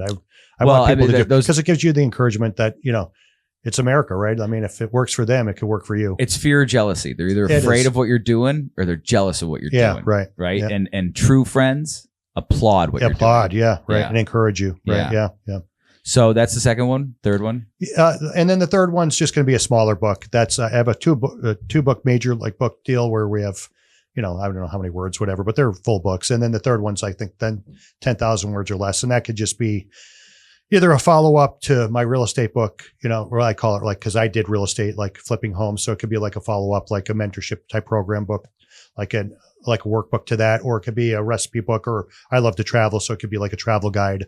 Cause I've been all over and I kind of continue to travel. I love to travel and I love giving history when I'm traveling. That's why I always wanted to do a YouTube channel because I'm at I'll learn you unisex sites and, just on Facebook, doing lives and I'm getting 500-600 people, but I don't know the editing and all that, but I love to go to Italy and to different other countries and kind of give the history of different places I go to when I go to specific places. So I think I might kind of go in the travel direction with the third book. It's just going to be like a travel guide book, but I'm not sure. It could be a recipe book. It could be anything. So it could be a follow-up book. We're not sure. We haven't been there yet. The second book isn't even out yet. Although I haven't.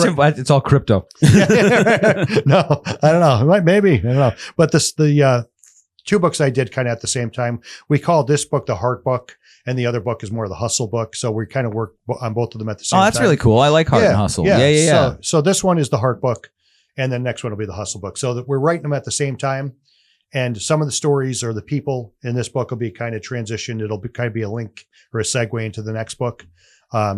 We do have a firefighter in this book. And he was like, Vince, Dave Gervasi, he was a union leader in Scranton. And, I know that name. Okay. Yeah. Dave, great guy too. And he's like, he read his story, and I didn't put a whole lot of his story in this particular book because I want to talk about more of his real estate investing. And he was a DJ, so he had multiple streams of income as a firefighter and union leader. And he's like, I don't know if I should be in that book, man. There's some big hitters in there with John and John's story. And I'm like, no, Dave, you're going to be more of a segue into the next book also too, because not to harp on John a lot, but John, I don't think he sees yeah, I don't think he sees the world as like this guy's better than me or less than me. I think John sees everybody as equal. He does. He really does. It's really fascinating to see because it's like, man, I wouldn't expect that. Like I think he's one of the most humble, what's the word?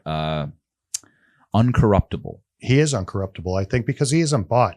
And that's why he's able to go out publicly and post things on chemtrails. And, but I think his uncorruptibleness gives people courage. I think it gives people, and that's why it's always good to like be a good person and be as honest as you can be and not be, fear or envy of other people. I think as far as like people like you, people like John, I think they're role models for what the people around here should be. Yeah. Well, I think because John is incorruptible because he's self-made, right? He didn't have to sell out to someone. But that's what you're trying to do. You're trying to get people so they don't have to rely on anybody, so they can be amazing people. And not be fearful and to be able to speak out and to make their own way. Exactly. And that's what this whole book is about, is to try to get people to go after their dreams. And your dreams, it's just not a dream. There's a way to achieve your dream. We have a 30-day action plan in this book, which is my free gift for people that want to just start out and purchase the book. There's a 30-day action plan in here too, to follow, to get you started. The stories of inspiration, help, and then of course my journey and all the principles I give out throughout the book too, because it's just not about the stories. There's a lot of principles that I put in the book too, and it's one of these books that you're not just going to read through it. No, there's like call to action throughout the book where you got to stop and kind of go back and do certain steps. Gonna work, but right. Do some work, right? Can you want to be successful and hold up the book and tell me where we can buy this book? Well, this isn't the actual cover. Yeah, this is not. Okay. Well, this will be the actual cover right here. So I'll hold up this. I don't know if you can see it, but that's, while you're doing that, keep talking because I'm going to change the battery in the camera. Yeah. Okay. But this is the book. This is the old cover. As they walk in front. Yeah. Good job. Do it now. Yeah. So this is the new cover here, and this is the old cover. Let me see the book. Or the new cover. Okay. We'll go with the new cover here. And I'm going to explain why. So when we first launched the book, it was launched on Amazon, and we hit #1 best-selling book in 3 categories. One was for inspirational stories.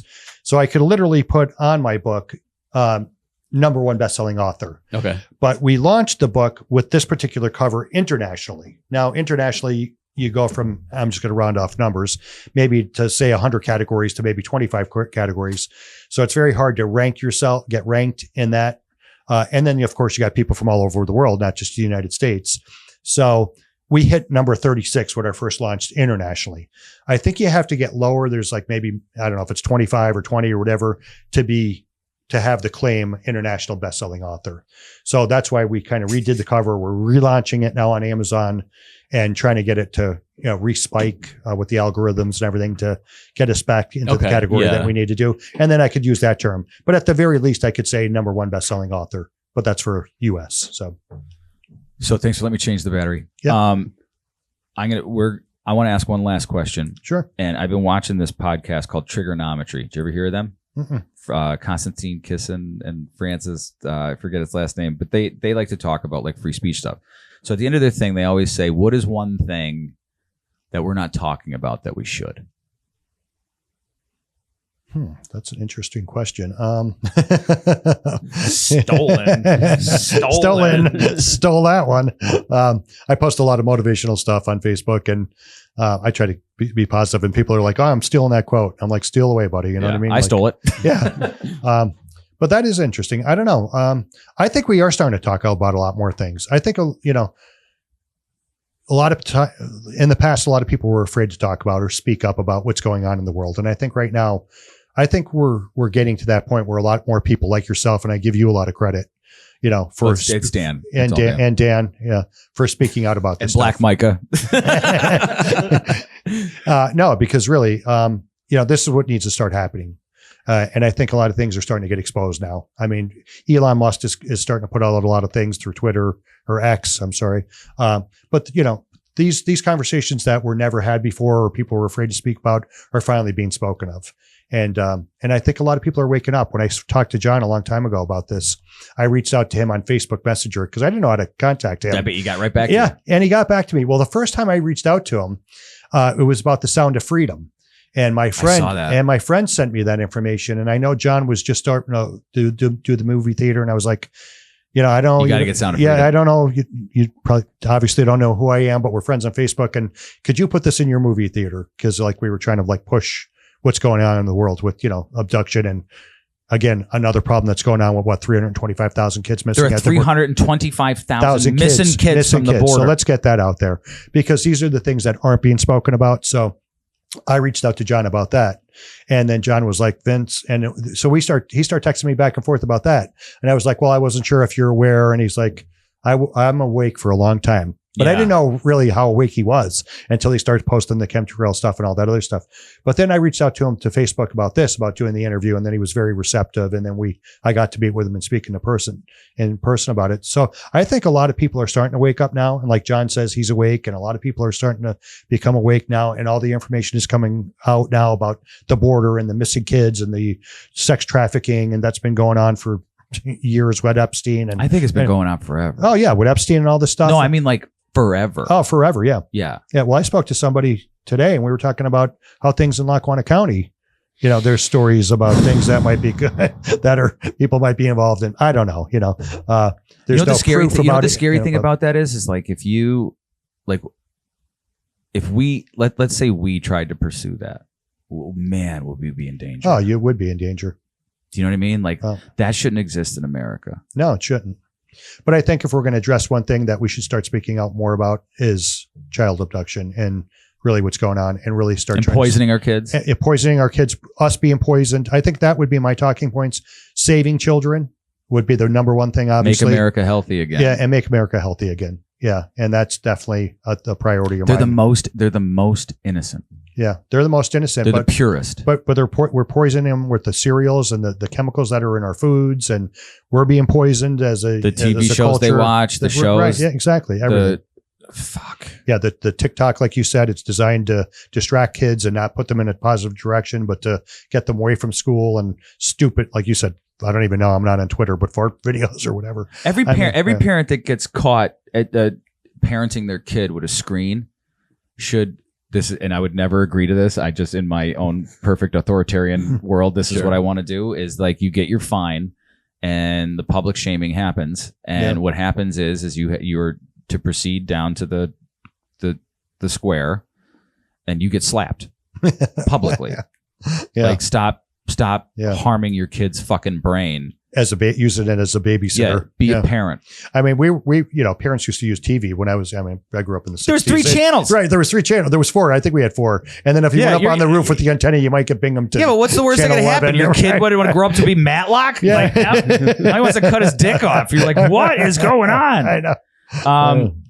Vince Sardo, what a good guy. What an awesome time to sit and talk with you. I'm happy you didn't get too upset about I didn't know. I knew no one was prepared for Travis. Neither were I. But I think the universe came together, and I really liked that interaction. He walked in this room for a reason. Again, our connection with you, firefighting and you're him right. wanting to be a volunteer, and then the Jehovah Witness thing. There's just no coincidences. No. He was supposed to be here, so I really enjoyed his company. The book is called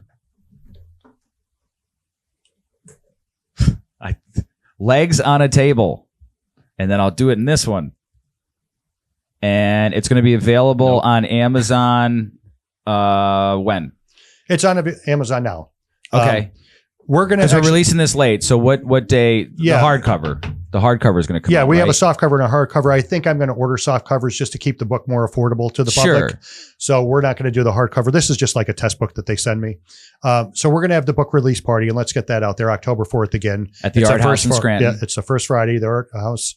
And it's from 5 to 7. There'll be some not hors, snacks, chicken wings, different things that I'm going to supply. Are people speaking or? Yeah. Okay, so awesome. I'm going to try to get John. I'm going to reach out to Are you John. going to reach out to everybody from the book going to be there? Yep. Yeah. So we're going to get all the people from the book. We're going to invite the community to come to it. And then we'll, maybe hopefully sell some books too. So that's the book release party. So I'm trying to encourage people not to go onto Amazon. I don't really make much money at all on Amazon. They make $14. You get a nickel. Yeah, I get like $5 or $2 or $3, and they make 14. So if I could keep it affordable and then kind of recoup some of my investment, because I obviously spent a year and a half of my life doing this particular book, and then the publishing company wasn't cheap, obviously, to get a book published. And to have them ghostwrite it for me and to do all the interviews. And, and that company is Retail Media. Alicia Wonderful Jackson, I want to give her a plug too. Alicia Wonderful. Yeah. And she's inspired, and she calls herself wonderful because she's inspired to help people. And, but she helps people. If you need a ghostwriter and you don't know how to get started in writing a book, or if you already have a book, they could help edit and get you published and get you ranked as a #1 bestselling author, or a bestselling author, or international selling author. So she would be the person to contact through a Retail Media. And she, I think, is going to be here too from Louisiana. She's That'd be awesome. No shit. Yeah. Tell her to bring some crawfish. Yeah. And I interviewed her. She says the gumbo. I'm the state of the gumbo. So, but she's coming up too. I want some good crawfish. Yeah. As he's pitching, patreon.com, What a Week podcast. If you want to throw a couple bucks in there, that'll be awesome. It's apparently now it's going to be graphic because Dan did that. So now I'm forced to do that. We enjoy doing these things. We want to keep doing these things, and we want to figure out what's in the water around here. We want to do some more, but it costs money. It sucks. It sucks that it costs money. The stuff that you showed me on American Water for Lake Scranton, it's scary. It's scary. It's super It's scary. higher level, I think, than Amy Brockovich or Aaron Brockovich. Yeah, right? yeah. The hexavalent chromium. Yeah. Higher levels than what she sued for and fought for. And now I'm considering, remember the part of the movie where how'd you get all these signatures? Well, I went out and did 1,000 sexual favors. Vince, you're a good dude. Thank you. And I'm happy to have met you. And I think that the future is going to be this, it's going to be bright. Good. It's going to be bright. Well, it's a pleasure meeting both and of hopefully, you guys. And hopefully the fucking world doesn't end November 5th. Yeah. And, or before. And we all come together. Keep the lookout on for wars that they're trying to start. Keep the lookout on for information they're trying to suppress. Keep, grids being shut down possibly. That's the scariest one. That's the scary one. I know. 18 months. I know.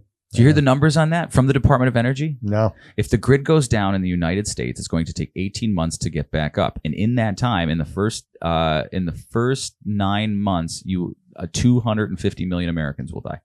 Well, I am investing in some food. These packs that you could buy that get 3 months supplies. I got those. Yeah, and then I got solar generators, and people might think you're crazy, but I'd rather ammo. Yeah, I got lots ammo. of that.